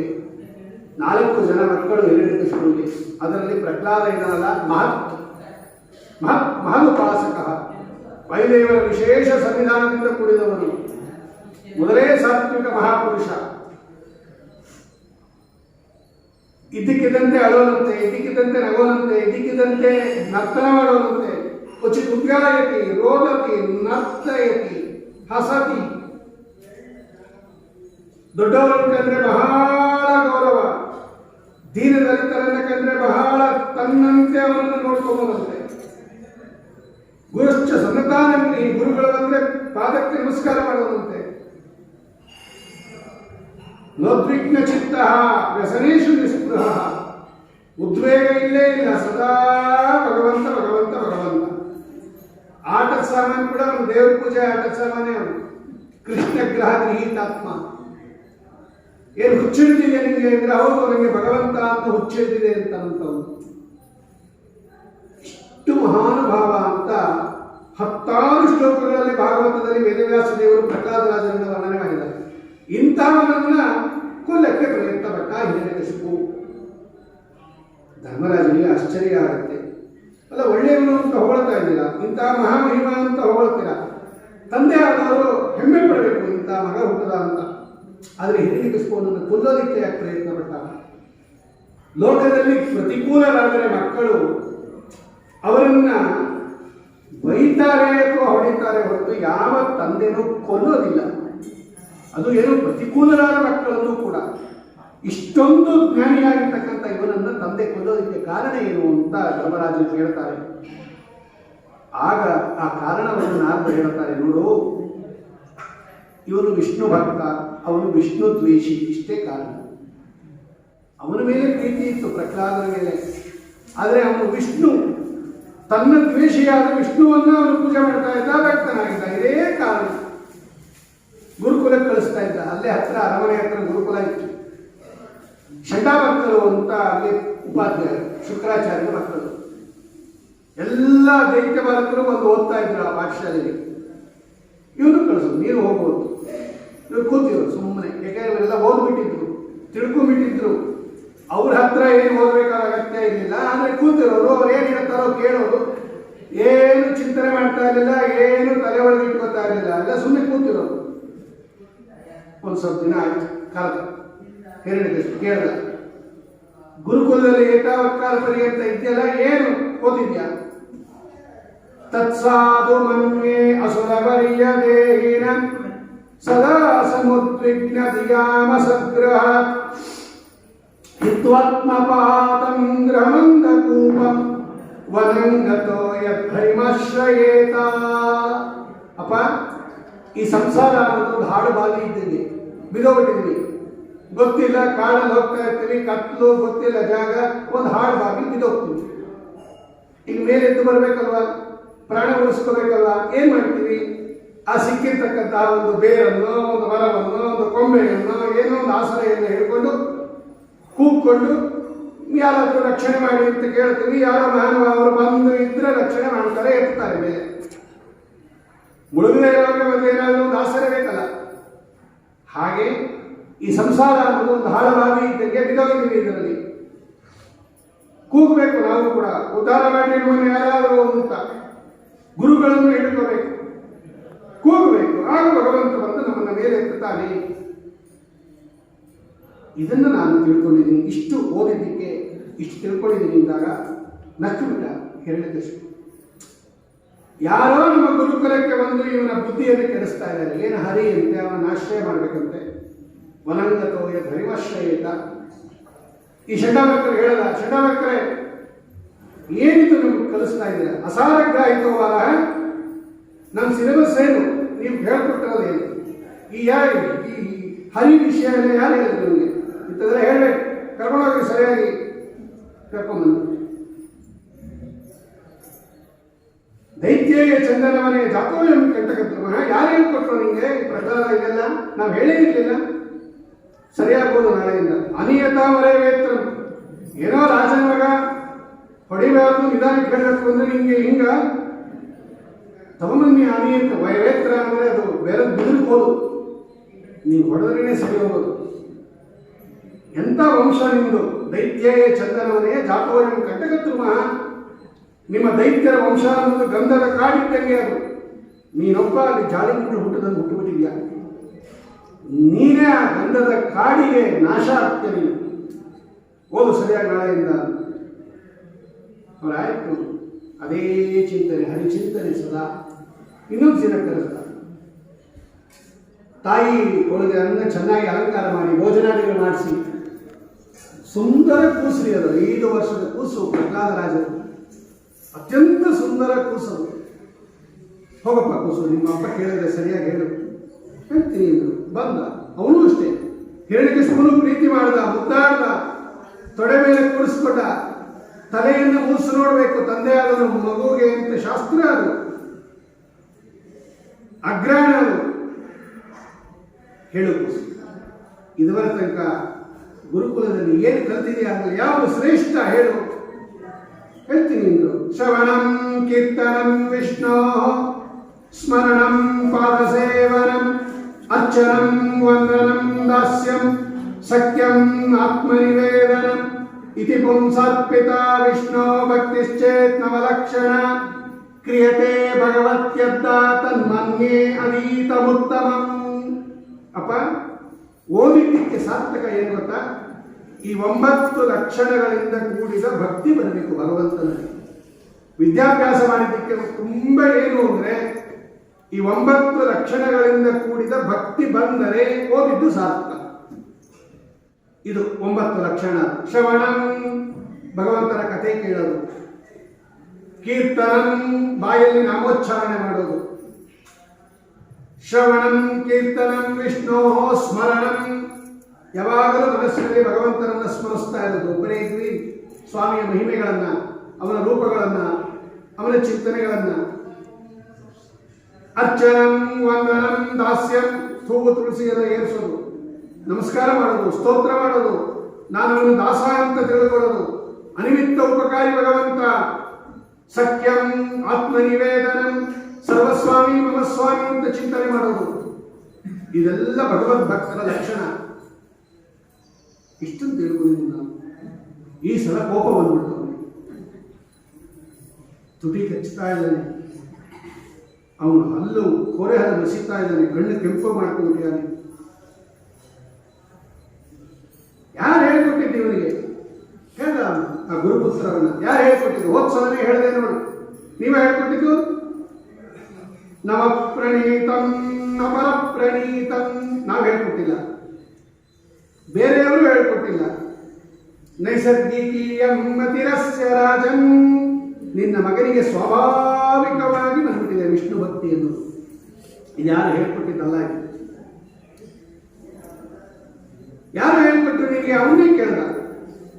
ಆಗ ಪ್ರಹ್ಲಾದರಾಜರು ಹೇಳ್ತಾರೆ, ಇದೆಲ್ಲ ಹೇಳ್ಕೊಟ್ರೆ ಬರೋದಲ್ಲ ಇದು. ಅದಂತ ಗೋಪಿ ವಿಷದಂತ ಮಿಶ್ರಂ ಪುನಃ ಪುನಃ ಚರ್ವಿತ ಚರ್ವಣಾನಾಂ ವಿನಾ ಮಹತ್ಪಾದರಜೋಭಿಷೇಕಂ. ದೊಡ್ಡವರ ಪಾದ ಧೂಳಿ ಬೀಳೋ ತನಕ, ದೊಡ್ಡವರ ಪಾದ ಸೇವೆ ದೊರಕುವ ತನಕ ಭಗವಂತನ ಕಡೆ ನಮ್ಮ ಮನಸ್ಸು ಹೋಗೋದಿಲ್ಲ. ಪುನಃ ಪುನಃ ಚರ್ವಿತ ಚರ್ವಣಾನಾಂ, ಇದೇ ತಿಂತಾ ಇರೋದು, ಇದೇ ನೋಡ್ತಾ ಇರೋದು, ಇದೇ ಮಾಡ್ತಾ ಇರೋದು. ಸರಿ, ಇನ್ನು ಹೇಳಿ ಪ್ರಯೋಜನ ಇಲ್ಲ ಅಂತ ಹೇಳಿಬಿಟ್ಟು ಮಧ್ಯತ ಕೊಂದಾಕ್ಬಿಡ್ರಿ ಅಂತ ಹೌದು. ತ್ಯಜೇದೇಕಂ ಕುಲಸ್ಯ ಆಗ್ತೆ, ಇವನು ನನ್ನ ಕುಲವನ್ನೇ ನಾಶ ಮಾಡಕ್ಕೆ ಬಂದಿದ್ದಾನೆ. ಚಿಕ್ಕಪ್ಪನನ್ನ ಕೊಂದಿರ್ತಕ್ಕಂಥವನನ್ನು ಹರಿ ಅವನ ಪಕ್ಷ ಹಿಡಿತಾನೆ ಇವನು. ತ್ಯಜ್ಯತ ವದ್ಯತ, ಹೆಂಗ ಬೇಕಾದ ಕೊಂದಾಕ್ಬಿಡ್ರಿ ಅಂತ ಆರ್ಡರ್ ಮಾಡ್ತಾರೆ. ಏನಪ್ಪ ನಿನ್ನ ಮಗನ್ನೇ ಕೊಲ್ಲಿಸ್ತಾ ಇದೆಯಲ್ಲ? ಹೌದು ಅಂತ ಹೇಳ್ತಕ್ಕ. ಹೌದು, ತ್ಯಜೇದೇಕಂ ಕುಲಸ್ಯಾರ್ತೆ, ನನ್ನ ಕುಲ ಉಳ್ಕೋಬೇಕು ಅಂದ್ರೆ ಒಬ್ಬನ ಸಂಹಾರ ಮಾಡಬೇಕು. ಇವನೊಬ್ಬ ಹೋದ್ರೆ ಇಡೀ ಕುಲ ಉಳಿಯುತ್ತೆ ಅಂದ್ರೆ ಯಾಕೆ ಬಿಡಬೇಕು? ಹೋಗಿ ಬಿಡ್ರಿ ಅಂತ ನಾವು. ಅವ್ರು ಮೊದಲೇ ದೈತ್ಯರು, ಸುಮ್ಮನೆ ಇರ್ತಾರ, ಚಿಂದಿ ಬಿಂದಿ ಅಂತ ದೂರ ಕೂಗ್ಕೊಂಡು ಕರ್ಕೊಂಡು ಹೋದ್ರು ಅವನ್ನ. 5 ವರ್ಷದ ಕೂಸು. ನಾನಾ ಉಪಾಯಗಳಿಂದ ಕೊಲ್ಲಕ್ಕೆ ನೋಡ್ತಾರೆ. ಸರ್ವೈರುಪಾಯಿ ಹಂತವ್ಯ ಅಂದ್ಬಿಟ್ಟ ಅವನು. ಅದು ಇದು ಅಂತ ಏನಿಲ್ಲ, ಸಾಯ್ಬೇಕು ಅವನು. ನಿಮ್ಗೆ ಏನ್ ಬೇಕಾ ಉಪಾಯ ಮಾಡಿ. ಕಬ್ಬಿಣದ ಕುರ್ಜಿಲಿ ಕೂಡಿಸುವುದು, ಕಟ್ಟಾಕ್ಬಿಡೋದು, ತ್ರಿಶೂಲ ತಗೊಂಡು ಚುಚ್ಚೋದು ಪ್ರಹ್ಲಾದರಾಜನಿಗೆ. ಸರ್ವಮರ್ಮಸೋದು, ಎಲ್ಲಿ ಹೇಗೆ ಬೀಳಂತೆ ಅಂತ ಗೊತ್ತಿಲ್ಲ, ಸುಮ್ಮನೆ ತಿವಿತಾ ಇರೋದನ್ನ. ಏನಾಗಲಿಲ್ಲ ಕೂಸು. ಭಾಗವತ ಆ ಸಂದರ್ಭದಲ್ಲಿ ಹೇಳುತ್ತೆ ನೋಡಿ, ಭಗವಂತ ರಕ್ಷಣೆಗೆ ನಿಂತ್ಕೊಂಡ್ಬಿಟ್ರೆ ಇಡೀ ಜಗತ್ತು ಎದುರಿಗೆ ನಿಂತ್ಕೊಂಡ್ರು ಏನೇನೇನೇನೇನು ಮಾಡಕ್ಕಾಗಲ್ಲ. ಈ ಇಷ್ಟಾಗೇನು ಜಗಜ್ಜಟ್ಟಿ ಪೈಲ್ವಾನ್ ಏನಲ್ಲ, 5 ವರ್ಷದ ಕೂಸು ಏನು ಮಾಡಕ್ಕಾಗಿಲ್ಲ. ಬಿಟ್ಬಿಟ್ರು ಆ ಪ್ರಯತ್ನ. ವಿಷ ಕೊಟ್ಟರು. ಗಾಳಿಯ ಬಿರುಗಾಳಿಯಲ್ಲಿ ನಿಲ್ಲಿಸೋದು, ಹಿಮದಲ್ಲಿ ನಿಲ್ಲಿಸೋದು, ಗರದಾನ, ದಿಗ್ಗಜೈಹಿ ದಂದಶೋಕೈಹಿ, ಆನೆ ಕೈಲಿ ತುಳಿಸಿದ್ರು, ಹಾವು ಕೈಲಿ ಕಚ್ಚಿಸಿದ್ರು. ನರಸಿಂಹಪುರಾಣದಲ್ಲಿದೆ, ಇದೆಲ್ಲ ಬಹಳ ವಿಸ್ತಾರವಾಗಿದೆ. ಎಷ್ಟು ಒಂದಲ್ಲ ಎರಡಲ್ಲ, 10,000 ಹಾವುಗಳು, ಮಹಾವಿಷಕಾರಿ ಹಾವುಗಳು ತರಿಸಿದ್ದ ಸ್ಪೆಷಲ್ ಆಗಿ. ಎಲ್ಲ ಕಚ್ಚಿದ್ರು, ಏನೇನಾಗಿಲ್ಲ ಆ ಪ್ರಹ್ಲಾದರಾಜನಿಗೆ. ಬಿರುಗಾಳಿಯಲ್ಲಿ ಕೂಡಿಸಿದ್ರು, ಮಳೆಯಲ್ಲಿ ನಿಲ್ಲಿಸಿದ್ರು, ಬೆಟ್ಟದಿಂದ ಎತ್ತಾಕಿದ್ರು, ಬೆಟ್ಟ ಇಟ್ಟುಬಿಟ್ರು ಅವನ ಮೇಲೆ ತಂದು. ಏನು ಮಾಡಿದೆ ಅಪಾಪ ವಸುರ ಸುತಂತೆ. ಎರಡು ಕಾರಣ ಕೊಡುತ್ತೆ ನೋಡಿ ಭಾಗವತ. ಒಂದು, ನರಸಿಂಹದೇವರಿಂದ ರಕ್ಷಿತನಾಗಿದ್ದ ಭಗವಂತನ ಪ್ರಹ್ಲಾದ. ಇನ್ನೊಂದು, ಅವನಲ್ಲಿ ಪಾಪ ಇರಲಿಲ್ಲ. ಪಾಪ ಇಲ್ಲದೆ ದುಃಖ ಆಗಲಿಲ್ಲ. ಇವತ್ತೇನಾದ್ರೂ ದುಃಖ ಪಡ್ತಾ ಇದೀವಿ ಅಂದ್ರೆ ಅದು ಯಾವುದೋ ಒಂದು ಹಿಂದಿನ ಜನ್ಮದ ಪಾಪದ ಫಲ. ಯಾರನ್ನೂ ಬರೆಯೋಂಗಿಲ್ಲ, ಯಾರನ್ನೂ ಅನ್ನೋಂಗಿಲ್ಲ. ಮಾಡಿದ್ದು ಮಹಾರಾಯ ಯಾವುದೋ ಜನ್ಮದಲ್ಲಿ ಮಾಡಿರ್ತೀವಿ, ಈ ಜನ್ಮದಲ್ಲಿ ಅನುಭವಿಸ್ತಾ ಇದ್ವಿ. ಪುಣ್ಯನೂ ಅಷ್ಟೇ, ಪಾಪನೂ ಅಷ್ಟೇ. ಪ್ರಹ್ಲಾದರಾಜರ ಅಕೌಂಟಲ್ಲಿ ಪಾಪನೇ ಇಲ್ಲ, ದುಃಖ ಎಲ್ಲಿಂದ ಬರುತ್ತೆ? ತನ್ನ ವಾಪಸ್ ಹೋಗ್ತಿದ್ರು, ನಿಮ್ಮ ಮಗನೇನು ಮಾಡೋಕ್ಕಾಗಲ್ಲ. ಆಗ ಅವರು ಚಂಡಾಮುಖರು ಹೇಳ್ತಾರೆ, ಇನ್ನ ಚಿಕ್ಕ ವಯಸ್ಸು 5 ವರ್ಷ, ನಮ್ಮ ತಂದೆ ಕೈಲಿ ಪಾಠ ಹೇಳಿಸ್ತೀನಿ, ಯಾಕೆ ಇಷ್ಟೊಂದು ತಲೆ ಕೆಡಿಸ್ಬೇಕ? ಈ ಹಿರಣ್ಯಕಶಿಪುಗೆ ನೋಡಿ ಮೊದಲು ಬಾರಿ ಇವನಿಂದ ನಾನು ಸಾಯ್ತೀನಿ ಅನ್ನೋದು ಬಂದ್ಬಿಟ್ಟು, ನನ್ನಿಂದ ಇವನು ಸತ್ತಿಲ್ಲ ಅಂದಮೇಲೆ ನನ್ನ ಮರಣಕ್ಕೆ ಬಹುಶಃ ಇವನು ಕಾರಣ ಆಗಬಹುದಾ ಅಂತ ಬ್ರಹ್ಮದೇವರ ವರ ಇದ್ದವನು ಕೂಡ ಯೋಚನೆ ಬಂದ್ಬಿಡ್ತು. ಹಿರಣ್ಯಕಶಿಪುಗೆ ತಲೆ ಕೈ ಇಟ್ಕೊಂಡು ಕೂತ್ಬಿಟ್ಟ ಅವನು. ಆಗ ಚಂಡಾಮುಖರು ಹೇಳ್ತಾರೆ, ಯೋಚನೆ ಮಾಡಬೇಡ ರಾಜನ್, ಏನು ಚಿಕ್ಕ ವಯಸ್ಸು, ಇನ್ನ 5 ವರ್ಷ, ಏನು ನಾರಾಯಣ ಕೃಷ್ಣ ಅಂತ ಇದ್ದಾನೆ, ಯೋಚನೆ ಮಾಡಬೇಡ. ನಮ್ಮ ತಂದೆ ಕೈಯಲ್ಲಿ ಪಾಠ ಹೇಳಿಸ್ತೀನಿ, ಎಲ್ಲೂ ಹೋಗಲೇ ಇರೋರಿಗೆ ಕಟ್ಟಾಕ್ಬಿಡಿ, ಇವನನ್ನ ಕೊಡೋಗ್ಬಿಡ್ತಾನೆ, ಗೊತ್ತಾಯ್ತು ನೀವು ಕೊಲ್ತೀಯ ಅಂತ. ಸರಿ, ಏನಾರ ಮಾಡ್ಕೊಳ್ಳಿ, ಇಲ್ಲ ಪಾಠ ಎಲ್ಲ ಶುರು ಆಯ್ತು. ತಿರ್ಗಾ ಒಂದು ದಿವಸ ದೈತ್ಯ ಬಾಲಕರು ಆ ಗುರುಗಳೆಲ್ಲ ಬೇರೆ ಕಡೆ ಹೋಗಿದ್ದಾಗ ಈ ದೈತ್ಯ ಬಾಲಕರೆಲ್ಲ ಆಟ ಆಡೋಣ ಬಾ ಅಂತ ಕರೀತಾರೆ ಪ್ರಹ್ಲಾದರಾಜರನ್ನ. ಆಗ ಪ್ರಹ್ಲಾದರಾಜರು ಆ ದೈತ್ಯ ಬಾಲಕರನ್ನೆಲ್ಲ ಕೂರಿಸ್ಕೊಂಡು, ಅವರು ಎಲ್ಲ ಸಾತ್ವಿಕ ಚೇತನರು, ದೈತ್ಯನ ಗುಂಪಲ್ಲಿ ಬಂದ್ಬಿಟ್ಟಿದ್ದಾರೆ ಅಷ್ಟೇ. ಅವರು ನೋಡಿ ಇವರೆಲ್ಲ ಗೊತ್ತಾಯ್ತು ಅವರಿಗೆ, ಇವರೆಲ್ಲ ಇದ್ದಾರೆ, ಇವ್ರಿಗೆ ಸ್ವಲ್ಪ ಉಪದೇಶ ಆಗಬೇಕು, ಇವ್ರಿಗೆ ಸ್ವಲ್ಪ ಹಿತೋಪದೇಶ ಮಾಡಬೇಕು ಅಂತ ಹೇಳಿ ಮಹಾ ಕರುಣಾಶಾಲಿಗಳಾಗಿರ್ತಕ್ಕಂಥ ಪ್ರಹ್ಲಾದರಾಜರು ಆ ದೈತ್ಯ ಬಾಲಕರನ್ನೆಲ್ಲ ಕೂಡಿಸ್ಕೊಂಡು ದೊಡ್ಡ ಉಪದೇಶ ಮಾಡ್ತಾರೆ. ಸಪ್ತಮ ಸ್ಕಂದದಲ್ಲಿ 2 ಪ್ರಹ್ಲಾದರಾಜರು ಮಾಡಿದ ಉಪದೇಶ, ಪ್ರಹ್ಲಾದರಾಜರು ಮಾಡಿದ ನರಸಿಂಹ ಸ್ತೋತ್ರ. ಒಂದು, ಅವರು ಭಗವಂತನನ್ನು ಯಾವ ರೀತಿ ನೋಡ್ತಾರೆ, ನಮ್ಮ ಮೇಲೆ ಎಷ್ಟು ಅನುಗ್ರಹ ಮಾಡುತ್ತಾರೆ. ಈ ಮಧ್ಯದಲ್ಲಿರೋರಿಗೆ 2 ಕೆಲಸ, ಅವರು ಸದಾ ಭಗವಂತನ ಚಿಂತನೆ ಮಾಡ್ತಾ ಇರಬೇಕು, ನಮ್ಮನ್ನು ಉದ್ಧಾರ ಮಾಡಿ, ಕೆಳಗಡೆ ಇರೋ ನಮ್ಮನ್ನು ಉದ್ಧಾರ ಮಾಡಿ, ಅಂದ್ರೆ ನಮ್ಮ ಮೇಲೆ ಕಾರುಣ್ಯ, ಭಗವಂತನ ಮೇಲೆ ಭಕ್ತಿ. ಪ್ರಹ್ಲಾದರಾಜರು ಎರಡನ್ನೂ ತೋರಿಸಿದ್ದಾರೆ. ಆಟ ಆಡಿ ಯಾವ ಮಕ್ಕಳು ನೋಡಿ ದೊಡ್ಡ ದೊಡ್ಡ ಸಾಧನೆ ಮಾಡಿದ ಮಕ್ಕಳು ಆಟಕ್ಕೆ ಹೋಗಿಲ್ಲ ಅಂತಾರೆ ಅವರು ಪ್ರಹ್ಲಾದರಾಜರು. ಮರಣ ಅನ್ನೋದು ಚಿಕ್ಕ ವಯಸ್ಸಿಗೆ ಬಂದ್ಬಿಡುತ್ತೆ. ಹಾಗಾಗಿ ಕ್ರೀಡಾ ಅಂಧರಾಗಬೇಡ್ರಿ ಕ್ರೀಡಾದಲ್ಲಿ. ಮಾರ್ಕಂಡೇಯಾದಿ ಋಷಿಗಳನ್ನು ನೋಡ್ರಿ, ಎಷ್ಟು ಚಿಕ್ಕ ವಯಸ್ಸಲ್ಲಿ ತಪಸ್ಸು ಮಾಡಿ ಎಷ್ಟು ದೊಡ್ಡ ಸಾಧನೆ ಮಾಡಿದವರು, ಅಂಥವ್ರು ಇರ್ಬೇಕು ನಮಗೆ. ಕೌಮಾರಯಾಚರೇತ್ ಪ್ರಾಜ್ಞಃ ಧರ್ಮಾನ್ ಭಾಗವತಾನಿಹ, ಚಿಕ್ಕ ವಯಸ್ಸಿನಿಂದ ಭಾಗವತ ಧರ್ಮಾಚರಣೆ ಮಾಡಬೇಕು. 100 ವರ್ಷ ಇದೆಯಲ್ಲ ನಮಗೆ, 100 ವರ್ಷ ಇದೆ, ಆದರೆ ಇದ್ದೇ ಇರ್ತೀವಿ ಅಂತೇನಿಲ್ಲ. ಇದ್ದರೆ 100 ವರ್ಷ ಜಾಸ್ತಿ, ಅಷ್ಟೇ, ಜಾಸ್ತಿ ಇರಲ್ಲ. ಯಾರಿಗೆ ಮನಸ್ಸಿನ ಮೇಲೆ ಹತೋಟಿ ಇಲ್ಲ 50 ವರ್ಷ ನಿದ್ದೆ ಕಳೆದೋಗುತ್ತೆ, 20 ವರ್ಷ ಬಾಲ್ಯ ಆಟಪಾಠಗಳಲ್ಲಿ ಕಳೆದೋಗುತ್ತೆ, 20 ವರ್ಷ ವೃದ್ಧಾಪ್ಯದಲ್ಲಿ ಕಳೆದೋಗುತ್ತೆ, 10 ವರ್ಷ ಭೋಗದಲ್ಲಿ ಕಳೆದೋಗುತ್ತೆ. ಡಿವೈಡ್ ಮಾಡಿ ತೋರಿಸ್ಬಿಡ್ತಾರೆ ಪ್ರಹ್ಲಾದರಾಜರು. 50 ವರ್ಷ ನಿದ್ದೆ, 100 ವರ್ಷ ತಿಳ್ಕೊಂಡ್ರೂ ಕೂಡ ಅಂಗೀಕಾರವಾದ ಅಂತ ಕರೀತಾರೆ ಅದಕ್ಕೆ. ಆಯ್ತು, 100 ವರ್ಷ ಇದ್ರೂ ಕೂಡ ಯಾರಿಗೆ ಮನಸ್ಸಿನ ಮೇಲೆ ಹತೋಟಿ ಇಲ್ಲ, ಇವಾಗ 50 ವರ್ಷ ನಿದ್ದೆಯಲ್ಲಿ ಹೋಗುತ್ತಂತೆ ಇಡೀ ಜೀವಿತಾವಧಿಯಲ್ಲಿ. ನಿದ್ದೆಯಲ್ಲಿ ಏನು ಮಾಡೋಕ್ಕಾಗೋದಿಲ್ಲ. 20 ವರ್ಷ ಆಟಪಾಠಗಳಲ್ಲಿ ಹೊರಟೋಗುತ್ತೆ. ಧರ್ಮ, ಪೂಜೆ, ಪುನಸ್ಕಾರ, ಪರಲೋಕ, ಸಾಧನೆ ಏನೇನೇನೇನು ಗೊತ್ತಿರಲ್ಲ ಆ ಸಂದರ್ಭದಲ್ಲಿ. ಅದು ವೇಸ್ಟ್. ಕಡೆ 20 ವರ್ಷ ಗೊತ್ತಿರುತ್ತೆ, ಮಾಡಕ್ಕಾಗಲ್ಲ. ಅವಾಗ ವೃದ್ಧಾಪ್ಯ, ಇಂದ್ರಿಯಗಳ ಪಾಠವ ಹೊರಟೋಗುತ್ತೆ, ಅದು ವೇಸ್ಟ್. 10 ವರ್ಷ ಭೋಗದಲ್ಲಿ ಹೊರಟೋಗುತ್ತೆ ಯೌವನ. ಯಾವಾಗ ಮಾಡ್ತೀರ? ಅದಕ್ಕೇನೆ ಕೌಮಾರೇ ಆಚರಣೆ ಪ್ರಾಜ್ಞಃ, ಜೊತೆಯಲ್ಲೇ ಆಚರಣೆ ಮಾಡ್ತಾ ಬರಬೇಕು ಧರ್ಮ. ಇದೆಲ್ಲ ಯಾರು ಹೇಳ್ಕೊಟ್ರು ನಿಮಗೆ ಅಂತ ಕೇಳಿದವರು. ಈ ಗುರುಗಳು ಒಂದಿನೂ ಇಂಥ ಪಾಠನೇ ಹೇಳ್ಕೊಟ್ಟಿಲ್ಲ, ನಿಮಗೆಲ್ಲಿಂದ ಗೊತ್ತಾಯ್ತು? ಪ್ರಹ್ಲಾದರಾಜ ಹೇಳ್ತಾರೆ, ಇದು ಇವರು ಹೇಳ್ಕೊಟ್ಟಿದ್ದಲ್ಲ, ನನಗೆ ನಾರದರಿಂದ ಉಪದೇಶ ಆಯಿತು. ನಾರದು ಬಂದೇ ಇಲ್ವಲ್ಲ ನಮ್ಮ ರಾಜ್ಯಕ್ಕೆ ಅಂದರು. ಇವಾಗಲ್ಲ, ನಾನು ನಮ್ಮ ತಾಯಿಯ ಗರ್ಭದಲ್ಲಿದ್ದಾಗ ಇಂದ್ರದೇವರು ಸೆರೆ ಹಿಡಿದ್ಬಿಟ್ರು ನಮ್ಮಮ್ಮನ್ನ. ನಮ್ಮಪ್ಪ ತಪಸ್ಕೊಟ್ಟೋಗಿದ್ದಾಗ ಇಂದ್ರದೇವರು ದಾಳಿ ಮಾಡಿ ನಮ್ಮ ರಾಜ್ಯದ ಮೇಲೆ ನಮ್ಮಮ್ಮ ಕಯಾತು ದೇವಿ ಗರ್ಭಿಣಿಯನ್ನು ಸೆರೆ ಹಿಡಿದು ಕರ್ಕೊಂಡು ಹೋಗ್ತಾ ಇದ್ರು. ನಾರದರು ಬಂದರು. ಎಲ್ಲಿ ಕರ್ಕೊಂಡು ಹೋಗ್ತಾ ಇದೆ ಇಂದ್ರ ಈ ಹೆಣ್ಣುಮಗಳನ್ನ? ಸ್ವಾಮಿ, ಇವನೇ ಈ ಪಾಠಿ ಪಟಿಂಗ, ಈ ಹಿರಣ್ಯಕಶಿಪು, ಅವನ ಮಗ ಬೇರೆ ಬೆಳೀತಾ ಇದ್ದಾನೆ ಇವಳ ಉದರದಲ್ಲಿ, ಇನ್ನು ಅವನು ಪಟಿಂಗ ಆಗ್ಬಿಡ್ತಾನೆ. ನಾವು ಹಿಂಗೇ ಅವರ ಹತ್ರ ದ್ವೇಷ ಮಾಡ್ಕೊಂಡಿರ್ಬೇಕು. ಅದಕ್ಕೆ ಈ ಕೂಸು ಹುಟ್ಟಿದ ತಕ್ಷಣ ಸಂಹಾರ ಮಾಡ್ಬಿಡ್ತೀನಿ, ಇವಳಿಗೇನು ಮಾಡಲ್ಲ. ಆಗ ಹೇಳ್ತಾರೆ ನಾರದರು, ಇವನು ದೈತ್ಯ ಅಲ್ಲ, ಇವನನ್ನು ನೀನು ಸಂಹಾರ ಮಾಡೋಕ್ಕಾಗೋದು ಇಲ್ಲ. ಮಹಾವಿಷ್ಣು ಭಕ್ತ, ಶುಚಿ, ವಾಯುದೇವರ ಸಂವಿಧಾನದಿಂದ ಕೂಡಿರೋನು, ಇವನಿಗೆ ನಿಂಗೇನು ತೊಂದರೆ ಇಲ್ಲ, ಬಿಟ್ಬಿಡು. ಆಗ ನಾರದರು ಅವಳನ್ನು ಕರ್ಕೊಂಡೋಗಿ ಇಚ್ಛಾಪ್ರಸವ ಕ್ಷೇಮಪ್ರಸವ ಅಂತಕ್ಕಂಥ ವರ ಕೊಟ್ಟು ರಕ್ಷಣೆ ಮಾಡಿದ್ರು.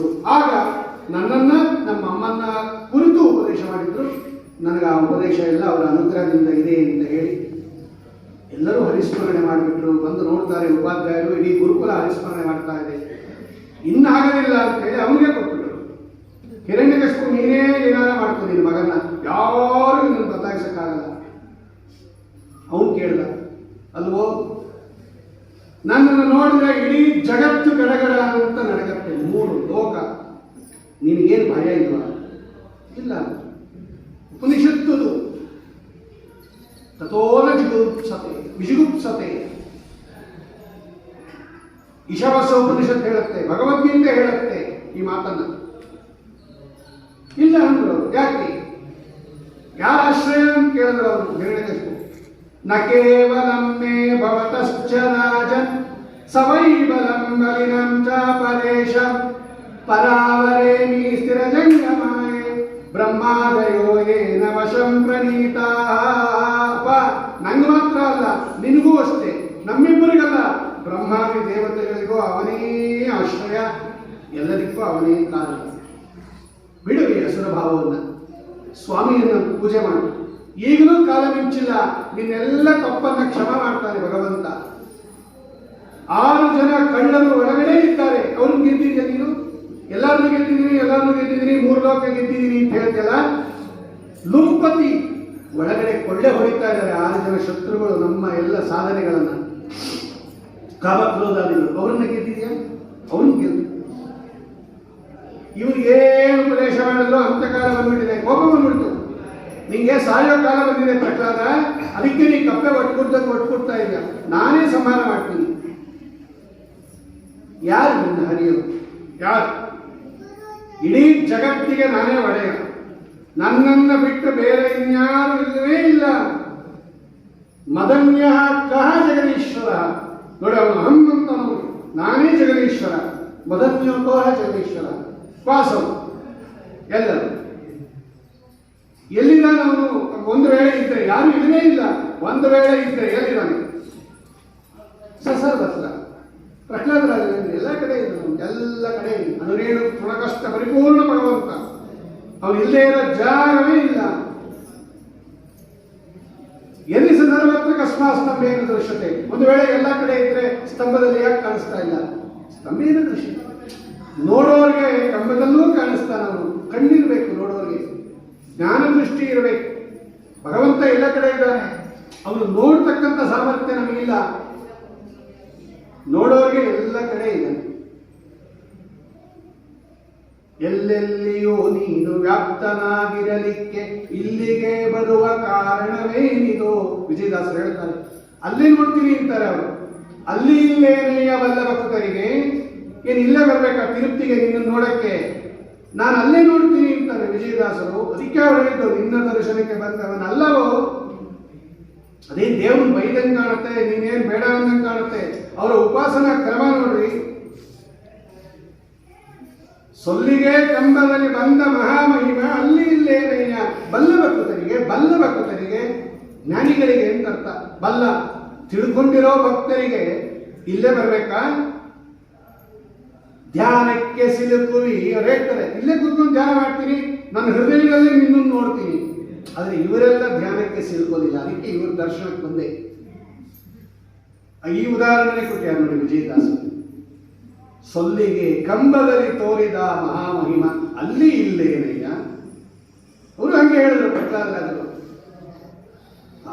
ಇದನ್ನ ನಾನು ಮಾಡಿ, ಈಗ ನಾನು ನಿನ್ನ ಸಂಹಾರ ಮಾಡ್ತೀನಿ, ಅದು ಯಾರು ನಿಮ್ಮನ್ನು ರಕ್ಷಣೆ ಮಾಡಲಿ ಅಂತ ಹೇಳಿ ಮಹಾಕೋಪದಿಂದ ಎದ್ದು ಖಡ್ಗವನ್ನು ಹಿಡ್ಕೊಂಡು ಮಗನ ಹತ್ರ ಹೋಗ್ತಾ ಇದ್ದಾನೆ ಕೊಲ್ಲಬೇಕು ಅಂತ. ಅಲ್ಲೇ ಆ ಕಂಬ ಏನು ತೋರಿಸಿದ ಇಲ್ಲೇ ತಾನೇ ಇರೋದು ನಿನ್ನ ಹರಿ, ಬಲವಾಗಿ ಆ ಮುಷ್ಟಿಯಿಂದ ಹೊಡಿತಾ ಇದ್ದಾನೆ. ಯಾವಾಗ ಆ ಕಂಬವನ್ನು ಹೊಡೆದ ಮುಷ್ಟಿಯ ಮಹಾಬಲಿಷ್ಠತೆ ಒಂದು ಹಿರಣ್ಯಕಶಿಪು ನಿನದಹ ವಿಭೀಷಣ, ಭಯಂಕರ ಗರ್ಜನೆ ಭಗವಂತನದು ಮೊದಲು. ಅಲ್ಲೇ ಒಳಗಡೆಯಿಂದನೇ, ಕಂಬದ ಒಳಗಡೆಯಿಂದನೇ ಏನಾಂಡ ಕಟಾಹಮಸ್ಫುಟ, ಏನು ಬ್ರಹ್ಮಾಂಡ ಕಟಾಹ ಸೀಳೋಲ್ತಾ. ನಮಗೊಂದು ಗುಡುಗು ಸಿಡಿಲು ಬಂದ್ರೆ ಎಷ್ಟು ಶಬ್ದ ಆಗತ್ತೆ, ಬ್ರಹ್ಮಾಂಡ ಕಟಾಹ ಕಲ್ಪರ ಒಡೆದೋದ್ರೆ 50 ಕೋಟಿ ಯೋಜನ ದಪ್ಪ ಅದು ಒಡೆದೋದ್ರೆ ಎಷ್ಟು ಶಬ್ದ ಆಗಬೇಕು. ದೇವಾದಿ ದೇವತೆಗಳೆಲ್ಲ ತಮ್ಮ ತಮ್ಮ ಲೋಕದಿಂದ ಆಚೆಗೆ ಬಂದ್ಬಿಟ್ರಂತೆ. ಬ್ರಹ್ಮದೇವರನ್ನ ಬಿಟ್ಟು ಇದೇನು ಪ್ರಾಯಕಾಲ ಅಂತ ಬ್ರಹ್ಮದೇವರು ಬರಲಿಲ್ಲ, ಅವ್ರು ಗೊತ್ತು ಯಥಾರ್ಥ ಜ್ಞಾನಿಗಳವರು. ಇನ್ನೆಲ್ಲರೂ ಹೆದರ್ಕೊಂಡು ಬಂದ್ಬಿಟ್ರಂತೆ. ಅಷ್ಟು ಭಯಂಕರ ಗರ್ಜನೆ. ಎಲ್ಲಿಂದ ಬಂತು ಈ ಗರ್ಜನೆ ಇವನಿಗೂ ಗೊತ್ತಾಗಿಲ್ಲ. ನೋಡ್ತಾ ಇದ್ದಾನೆ ಸುತ್ತಲೂ, ಎಲ್ಲಿ ಯಾರು ಈ ಗರ್ಜನೆ ಮಾಡೋದು, ಲೋಕವಿಲಕ್ಷಣ ಗರ್ಜನೆ ಅದು. ಹಾಗೆ ನೋಡ್ತಾ ಇರ್ತಕ್ಕಂಥ ಕಾಲದಲ್ಲಿ ನೋಡಿ ಸ್ವಾಮಿ ಸತ್ಯಂ ವಿಧಾತುಂ ನಿಜಭೃತ್ಯಭಾಷಿತಂ ವ್ಯಾಪ್ತಿಂಚ ಭೂತೇಷ್ವಖಿಲೇಷು ಚಾತ್ಮನಃ ಅದೃಶ್ಯತ ಅತ್ಯದ್ಭುತ ರೂಪಮುದ್ವಹನ್ ಸ್ತಂಭೆ ಸಭಾಯ ನ ಮೃಗಂ ನ ಮಾನುಷಂ.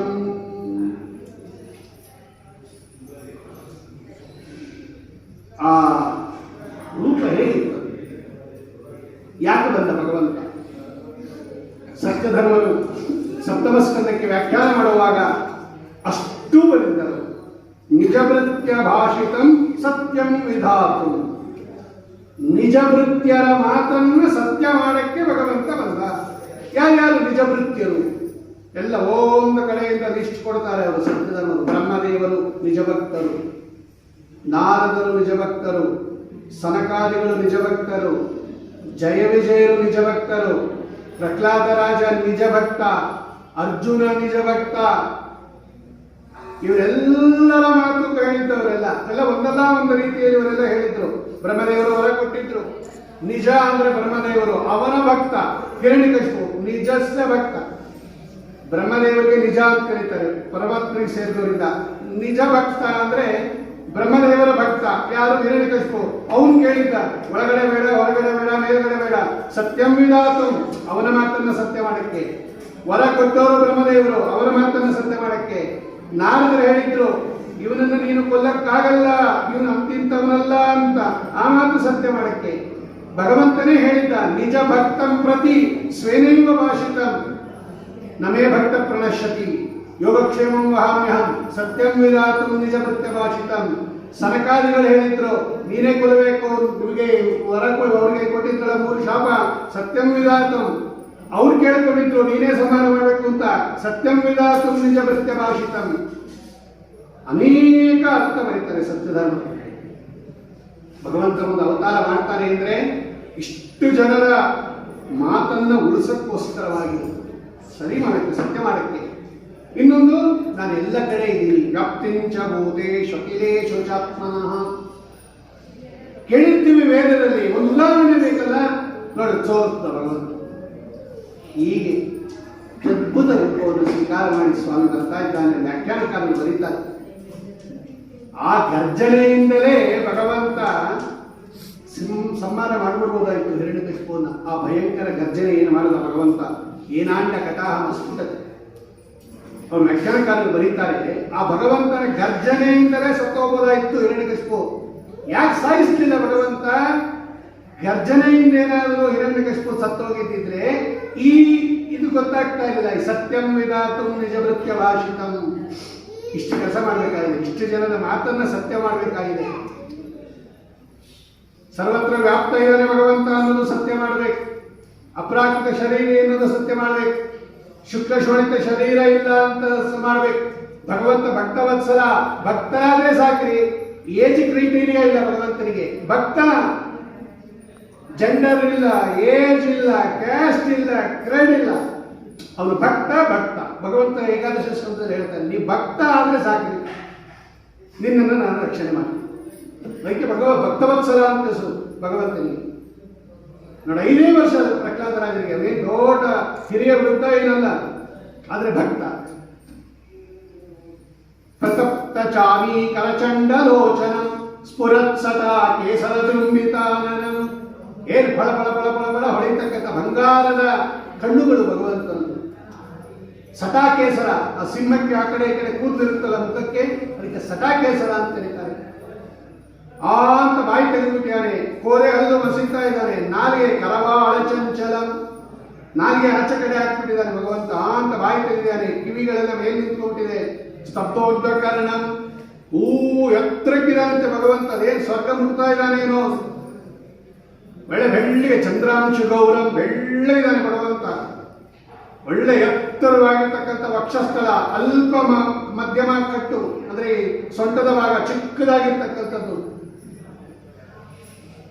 ಹನುವೇದ ಭೀಷಣಂ, ಭಯಂಕರವಾದ ದವಡೆ, ಒಂದೊಂದು ಕೂಡ ವಜ್ರಾಯುಧದಂತೆ ಇರ್ತಕ್ಕಂಥ ಉಗುರುಗಳು. ನೋಡ್ತಾನೆ ಹಿರಣ್ಯಕಶಿಪು, ಪ್ರಾಯೇಣ ಇವನೇ ನನ್ನ ಮೃತ್ಯು ಅಂತ ಗೊತ್ತಾಯ್ತು, ಹರಿಯುತ್ತಲೂ ಗೊತ್ತಾಯ್ತು. ಆದರೂ ಕೂಡ ಯುದ್ಧ ಮಾಡ್ತಾ ಇದ್ದಾನೆ ಕದೇ ತಗೊಂಡು. ಒಂದು ಸ್ವಲ್ಪ ಆಟ ಆಡಿಸಿ ಭಗವಂತ. ಆ ಸಮಯ ಬಂದಾಗ ಅದು ಸಂಧ್ಯಾಕಾಲ, ಹಗಲು ಇರಬಾರ್ದು ರಾತ್ರಿನೂ ಇರಬಾರ್ದು, 2 ಸಂಧ್ಯಾ, ಅದರ ಮಧ್ಯದ ಕಾಲ ಅಂತ ಸಂಧ್ಯಾಕಾಲ ಅಂತ. ಅವನನ್ನು ಹಿಡ್ಕೊಂಡು ಒಳಗೂ ಇರಬಾರ್ದು ಹೊರಗೂ ಇರಬಾರ್ದು, ಮಧ್ಯದ ಮೇಲೆ ಕೂತ್ಕೊಂಡು ಅದು ಅಸುಬಿಹಿ ವ್ಯಸುಬಿಹಿ, ಈ ಉಗುರಿದೆಯಲ್ಲ ಅದು ಪ್ರಾಣ ಇರೋದು ಅಲ್ಲ, ಪ್ರಾಣ ಇಲ್ಲದೆ ಇರೋದು ಅಲ್ಲ. ನೋಡಿ ಕತ್ತರಿಸ್ಕೋತೀವಿ, ಏನು ನೋವಾಗಲ್ಲ, ಆದ್ರೆ ಬೆಳೆಯುತ್ತೆ. ಅದು ಬೆಳೆಯೋದ್ರಿಂದ ಪ್ರಾಣ ಇದೆ, ಕತ್ತರಿಸಿದ್ರೆ ನೋವಾಗಲ್ಲ. ಅದು ಹಸು ವ್ಯಸು, ಇರೋದು ಹೌದು ಇಲ್ಲದೆ ಇರೋದು ಹೌದು ಅಂತ ಅಪ್ರಾಕೃತವಾಗಿರ್ತಕ್ಕಂತಹ ತನ್ನ ಉಗುರುಗಳಿಂದ ಸೀಳ್ತಾ ಇದ್ದಾನೆ ಹಿರಣ್ಯಕಶಿಪುವನ್ನ. ಪಾಂತ್ವಸ್ಮಾನ್ ಪುರೋಹೋತವೈ ನಿಬಲವನ್ ಮಾತಂಗ ಮಾಧ್ಯದ್ಘಟ ಕುಂಭೋಚ್ಛಾತ್ರಿ ವಿಪಾಕನಾದಿ ಕಪಟು ಪ್ರತ್ಯೇಕ ವಜ್ರಾಹಿತಾ ಶ್ರೀಮತ್ಕಂಠೀರವಾಸ್ಯ ಪ್ರತತ ಸುನಕಲಾಧಾರಿ ತಾರಾತಿ ದೂರ ಪ್ರತ್ವಸ್ತದ್ವಾಂತ ಶಾಂತ ಪ್ರವಿತತ ಮನಸ ಭಾವಿತಾ ನಾಕಿ ವೃಂದೈಹಿ. ಏನ್ ಜಯ ಜಯಕಾರ, ಹೂಮಳೆ ಸುರಿತಾ ಇದೆ, ನರ್ತನೆ ಮಾಡ್ತಾ ಇದ್ದಾರೆ. ಮಹಾ ರಾಕ್ಷಸರಿ ಅವರು ಹಿರಣ್ಯಕಶಿಪು. ಅವನಿಂದ ಒಬ್ಬರಿಗೆ ಸಂತೋಷ ಇರಲಿಲ್ಲ. ದೇವತೆಗಳೆಲ್ಲ ಹೂಮಳೆ ಸುರಿಸ್ತಾ ಇದ್ದಾರೆ, ಜಯಕಾರ ಆಗ್ತಾ ಇದ್ದಾರೆ, ನರ್ತನ ವಾದ್ಯ ಕೋಶ, ಇಡೀ ಜಗತ್ತಿಗೆ ಆನಂದ. ಭಗವಂತನ ವ್ಯಾಪಾರ. ಯಾರು ಹತ್ರ ಬರಲಿಲ್ಲ, ಭಯ. ಅಷ್ಟು ದಿಗಂತ ಚಜ್ವಲ್ಯ ರೂಪ ನರಸಿಂಹದೇವರು. ಉಗ್ರಂ ವೀರಂ ಮಹಾವಿಷ್ಣು ಜ್ವಲಂತಂ, ಸುಡ್ತಾ ಇರೋ ಹಂಗೆ ಉಗ್ರ ರೂಪ ಭಗವಂತನ. ಎಲ್ಲರೂ ದೂರ ದೂರ ನಿಂತ್ಕೊಂಡೆ ಕೈ ಮುಗಿದು ಸ್ತೋತ್ರ ಮಾಡಿದ್ರು. ತೆಗಿಲೇ ಇಲ್ಲ ಭಗವಂತ. ಅಮ್ಮ ತಾಯಿ ನೀನು ಹೋಗಮ್ಮ ಲಕ್ಷ್ಮೀದೇವಿ, ನಾನು ಹೋಗಲ್ಲ ಅಂದ್ಕೊಳ್ಳು. ಅದೃಷ್ಟ ಅಶ್ರುತ ಪೂರ್ವತ್ವ, ನೋಡಿಲ್ಲ ಕೇಳಿಲ್ಲ. ಯಾರು? ಲಕ್ಷ್ಮಿ ಅಲ್ಲ, ಬೇರೆಯವರು ಆಚಾರ್ಯ ಬರೀತಾರೆ. ಅನ್ಯಾಯಿ, ಅವಳು ಬೇಕಾದಷ್ಟು ನರಸಿಂಹ ರೂಪ ನೋಡಿಯಾಳೆ ಇದುವರೆಗೆ ತನಕ. ಬ್ರಹ್ಮದೇವರ ಒಂದೊಂದು ಹಗಲಿನಲ್ಲೂ ನರಸಿಂಹಾವತಾರ ಆಗುತ್ತೆ. ಇಂಥ ಬ್ರಹ್ಮದೇವರು ಎಷ್ಟೋ ಜನ ಆಯ್ತು, ಈಗಿರೋ ಬ್ರಹ್ಮದೇವರು ಎಷ್ಟೋ ಹಗಲಾಗೋಗಿದೆ. ಅಷ್ಟು ನರಸಿಂಹಾವತಾರ ನೋಡಿಯಾಳವಳು. ವೇದ ಪ್ರತಿಪಾದ್ಯ ಅಲ್ಲಿಲ್ವಾ? ಎಷ್ಟೇ ಮನ್ಯೋಮಿ ನದ್ವಜ್ರ ಸಹಾಯಕ ಸಾಗೋ ಅಪ್ಪೋಚ ವಿಶ್ವಾಮಾನುಷಕ. ವೇದ ಪ್ರತಿಪಾದ್ಯಳವಳು, ವೇದಾಭಿಮಾನಿ. ಅವಳು ಗೊತ್ತಿಲ್ವಾ? ಬೇರೆಯವರು ಆಚಾರ್ಯ ಬರ್ತಾರೆ. ಅನ್ಯೇಹಿ, ಬೇರೆಯವರು ನೋಡಿಲ್ಲ. ಪ್ರಹ್ಲಾದರಾಜನೇ ನೋಡಿರ್ಲಿಲ್ಲ ಈ ರೂಪ. ಅವರೇ ಇದನ್ನ ಫಸ್ಟ್ ಟೈಮ್ ನೋಡ್ತಾ ಇರೋದು. ತುಂಬಾ ಜನ ಇದೇ ಫಸ್ಟ್ ಟೈಮ್ ನೋಡ್ತಾ ಇರೋದು. ನರಸಿಂಹ ಪುರಾಣದಲ್ಲಿ ಹೇಳ್ತಾರೆ ಭಗವಂತ, ನಾಳೆ ನಿನಗೆ ಇನ್ನು 3 ದಿವಸದೊಳಗೆ ಅತ್ಯದ್ಭುತ ರೂಪ ತೋರಿಸ್ತೀನಿ ಪ್ರಹ್ಲಾದ ಅಂತ ಮೊದಲೇ ಹೇಳಿರ್ತಾರೆ ಭಗವಂತ. ಆ ಸಮುದ್ರಕ್ಕೆ ಎಸ್ತುಬಿಟ್ಟಾಗ ಹಿರಣ್ಯಕಶಿಪು, ಭಗವಂತ ಅವನನ್ನ ಕರ್ಕೊಂಡ್ಬಂದು ತೀರದ ಮೇಲೆ ಮಲಗಿಸ್ತಾನೆ, ಏನು ಆಗದೆ ಇರೋಂಗೆ. ಆಗ ಭಗವಂತ ಹೇಳ್ತಾನೆ, ಇನ್ನು 3 ದಿವಸದಲ್ಲಿ ನಿಮಗೆ ಅತ್ಯದ್ಭುತ ರೂಪ ತೋರಿಸ್ತೀನಿ. ಮೊದಲೇ ಹೇಳಿರ್ತಾನೆ ಭಗವಂತ. ಅವನಿಗೂ ಫಸ್ಟ್ ಟೈಮ್ ತೋರಿಸ್ತಾರೆ ಪ್ರಹ್ಲಾದರಾಜನಿಗೆ. ಹಾಗಾಗಿ ಅನ್ಯಾಯಿ ಪ್ರಹ್ಲಾದನನ್ನೇ ಕಳಿಸೋದು. ಪ್ರಹ್ಲಾದ ನೀನೇ ಹೋಗಿ ಸ್ತೋತ್ರ ಮಾಡುವಂದಾಗ ಕೈ ಮುಕ್ಕೊಂಡು 40 ಸ್ತೋತ್ರ ಇದೆ, ಸುಂದರಾತಿ ಸುಂದರ ಸ್ತೋತ್ರ. ಬ್ರಹ್ಮಾದಯ ಸುರಗಣ ಮುನಿಯೋತ ಸಿದ್ಧಾ ಸತ್ವೈಕತಾನಮತಯ ವಚಸಾಂ ಪ್ರವಾಹೈಃ ನಾಂತಂ ಪರಸ್ಯ ಪರತೋಪ್ಯತುನೋಪಿ ಯಾಂತಿ ಕಿಂ ತೋಷ್ಟುಮರ್ಹತಿ ಸಮೇ ಹರಿರುಗ್ರಜಾತೆ.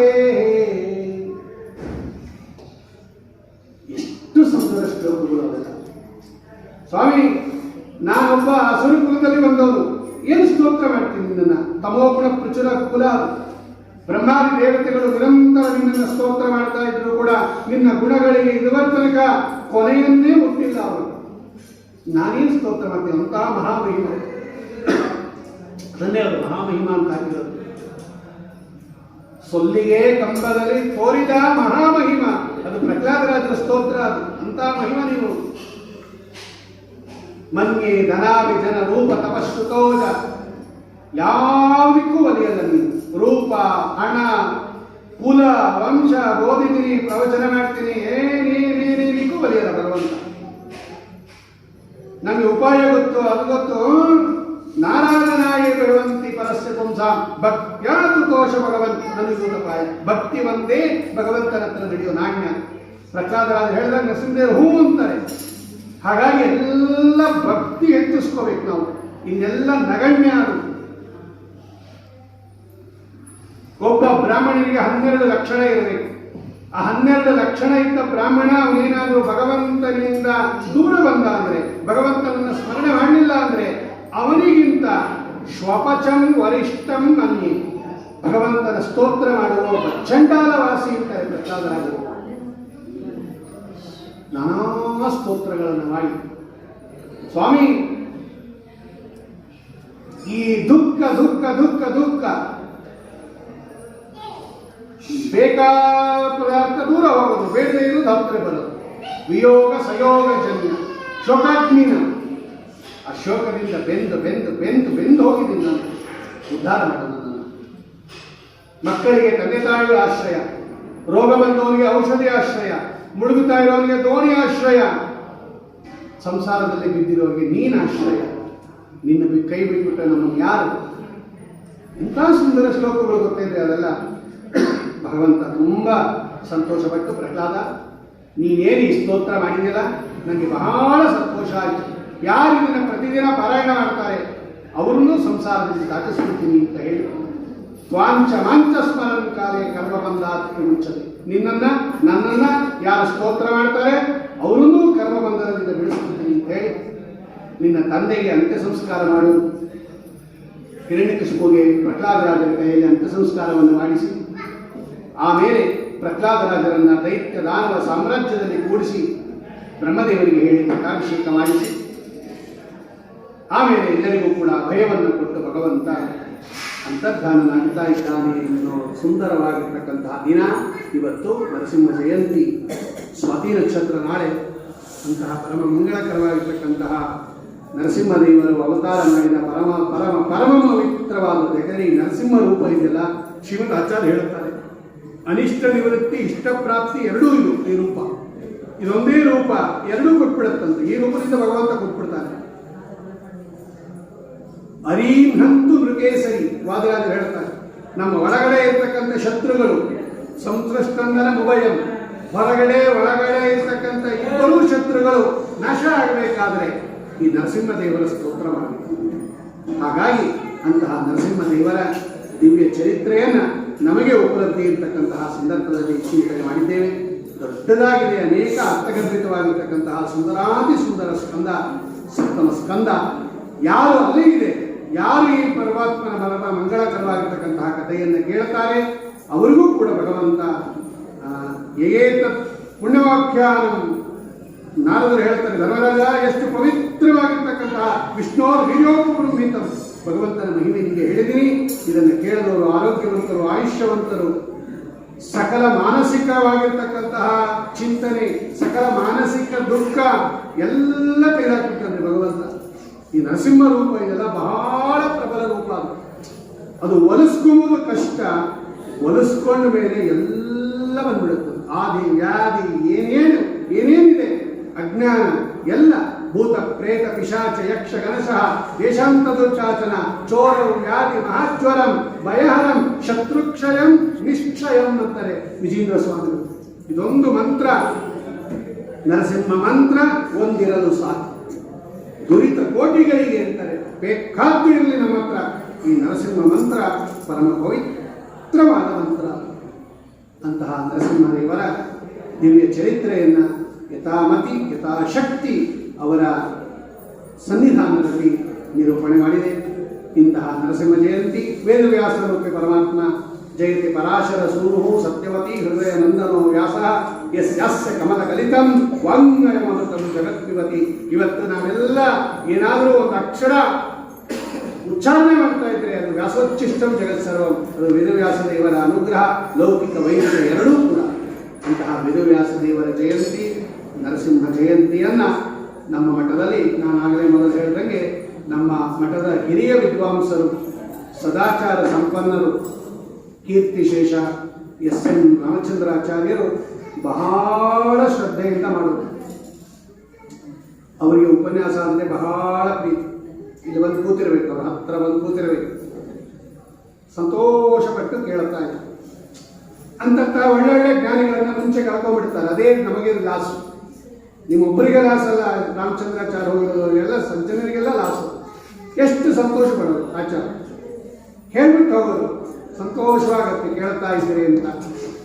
ಅಂತಹ ದೀಕ್ಷಾವಂತರು, ಆ ದೀಕ್ಷಾ ಇದ್ದವರಿಗೆ ಕಥೆ ಚೆನ್ನಾಗಿ ಅರ್ಥ ಆಗೋದು, ಅವ್ರ ಆಳಕ್ಕಿಳಿದು ಆಲೋಚನೆ ಮಾಡೋರು, ಅವರು ಹೇಳೋರು, ಅವರು ಆಮೇಲೆ ಹೇಳೋರು. ಎಷ್ಟು ಕಾಲ ಆಗ್ತಾ ಇತ್ತೋ ಆಮೇಲೆ ಅವರು ಹೇಳೋರು, ಒಂದು ಸ್ವಲ್ಪ ಹೊತ್ತು ಉಪನ್ಯಾಸ ಮಾಡೋರು, ಕಡೆಗೆ ಆಗ್ತಾ ಇರಲಿಲ್ಲ, ಸಂತೋಷ ಪಟ್ಕೊಳ್ಳೋರು. ಅಂತಹ ರಾಮಚಂದ್ರಾಚಾರ್ಯರ ಚಿರಂಜೀವಿಗಳು, ಅವರ ಪುತ್ರರು, ಎಲ್ಲರೂ ಮಕ್ಕಳು ಮೊಮ್ಮಕ್ಕಳು ಎಲ್ಲರೂ ಕೂಡ ಅವರ ಇಡೀ ಕುಟುಂಬದವರು ಅದೇ ತಂದೆಯ ಉತ್ಕೃಷ್ಟವಾಗಿರ್ತಕ್ಕಂಥ ಆದರ್ಶವನ್ನು ಇಟ್ಕೊಂಡು ಅವರ ಕುಲ ದೈವ ಚಿಂತಲವಾಡಿ ನರಸಿಂಹದೇವರು, ನಮ್ಮನೆ ದೇವರು ಕೈಗಿರಿ ಲಕ್ಷ್ಮೀ ನರಸಿಂಹದೇವರು, ಅನೇಕ ಜನಗಳು ನಾಮಕ್ಕಲ್ ನರಸಿಂಹ ಇರ್ಬೋದು, ಉತ್ಕೃಷ್ಟವಾಗಿರ್ತಕ್ಕಂಥ ತೊರವೆ ಇರ್ಬೋದು, ಮುಳಬಾಗಿಲು ಇರ್ಬೋದು, ಪಾಲಿಕ ನರಸಿಂಹ ಇರ್ಬೋದು, ಒಂದೊಂದು ಸಿ ಬಿ ನರಸಿಂಹದೇವರು ಇರ್ಬೋದು, ಯಾವುದಾದ್ರೂ ಆಗಲಿ ಎಲ್ಲ ಕ್ಷೇತ್ರದಲ್ಲಿ ಏನು ನರಸಿಂಹದೇವರಿದ್ದಾರೆ.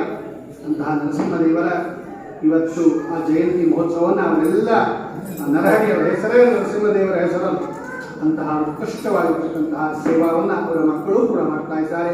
ಅವರು ಹಿರಿಯರು ಅಲ್ಲಿಂದಲೇ ಆಶೀರ್ವಾದ ಮಾಡಿ ರಾಮಚಂದ್ರಾಚಾರ್ಯರ ಸದ್ಗುಣಗಳನ್ನು ನೀವು ಎಲ್ಲ ಬೆಳೆಸ್ಕೊಳ್ರಿ. ಅವರಂತೆ ಹರಿಸೇವಾ, ಗುರುಗಳ ಸೇವಾ, ಮಧ್ವ ಸಿದ್ಧಾಂತದ ದೀಕ್ಷಾ ಅವರಿಗೆ ಆ 2 ಶ್ಲೋಕ ಯಾವಾಗಲೂ ಹೇಳೋರು. ವೇದಾಂತ ಸೂತ್ರಾಣಿ ಕೃತಾಂತ ವಿತ್ತಮ ವ್ಯಾಖ್ಯಾನಸೌ ಶಿಷ್ಯಗಣಾಯ ಸಂಸದಿ ವಿಲಕ್ಷಣ ಜೀವಗಣಾದ್ಗುಣಾರ್ಣವಂ ಬ್ರಹ್ಮಾಚ್ಯುತಾಖ್ಯಂ ಪ್ರತಿಪಾದೆಯನ್ನು.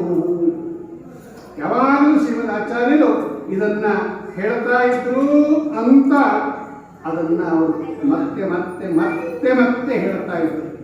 ಅಂತಹ ಉತ್ಕೃಷ್ಟವಾಗಿರ್ತಕ್ಕಂತಹ ಅವರ ದೀಕ್ಷಾ, ಅವರ ಆ ಕಡೆಗೆ ಪ್ರಾಣ ಹೋಗುವ ಸಂದರ್ಭದಲ್ಲೂ ಶ್ರವಣ ಮಾಡಿ ಪ್ರಾಣ ಬಿಟ್ಟಿದ್ದಾರೆ ಮೇಲೆ ಎಷ್ಟು ಅನುಗ್ರಹ ಮಾಡಿದ್ದಾರೆ ಲಕ್ಷ್ಮೀ ನರಸಿಂಹದೇವರು ಅವರಿಗೆ.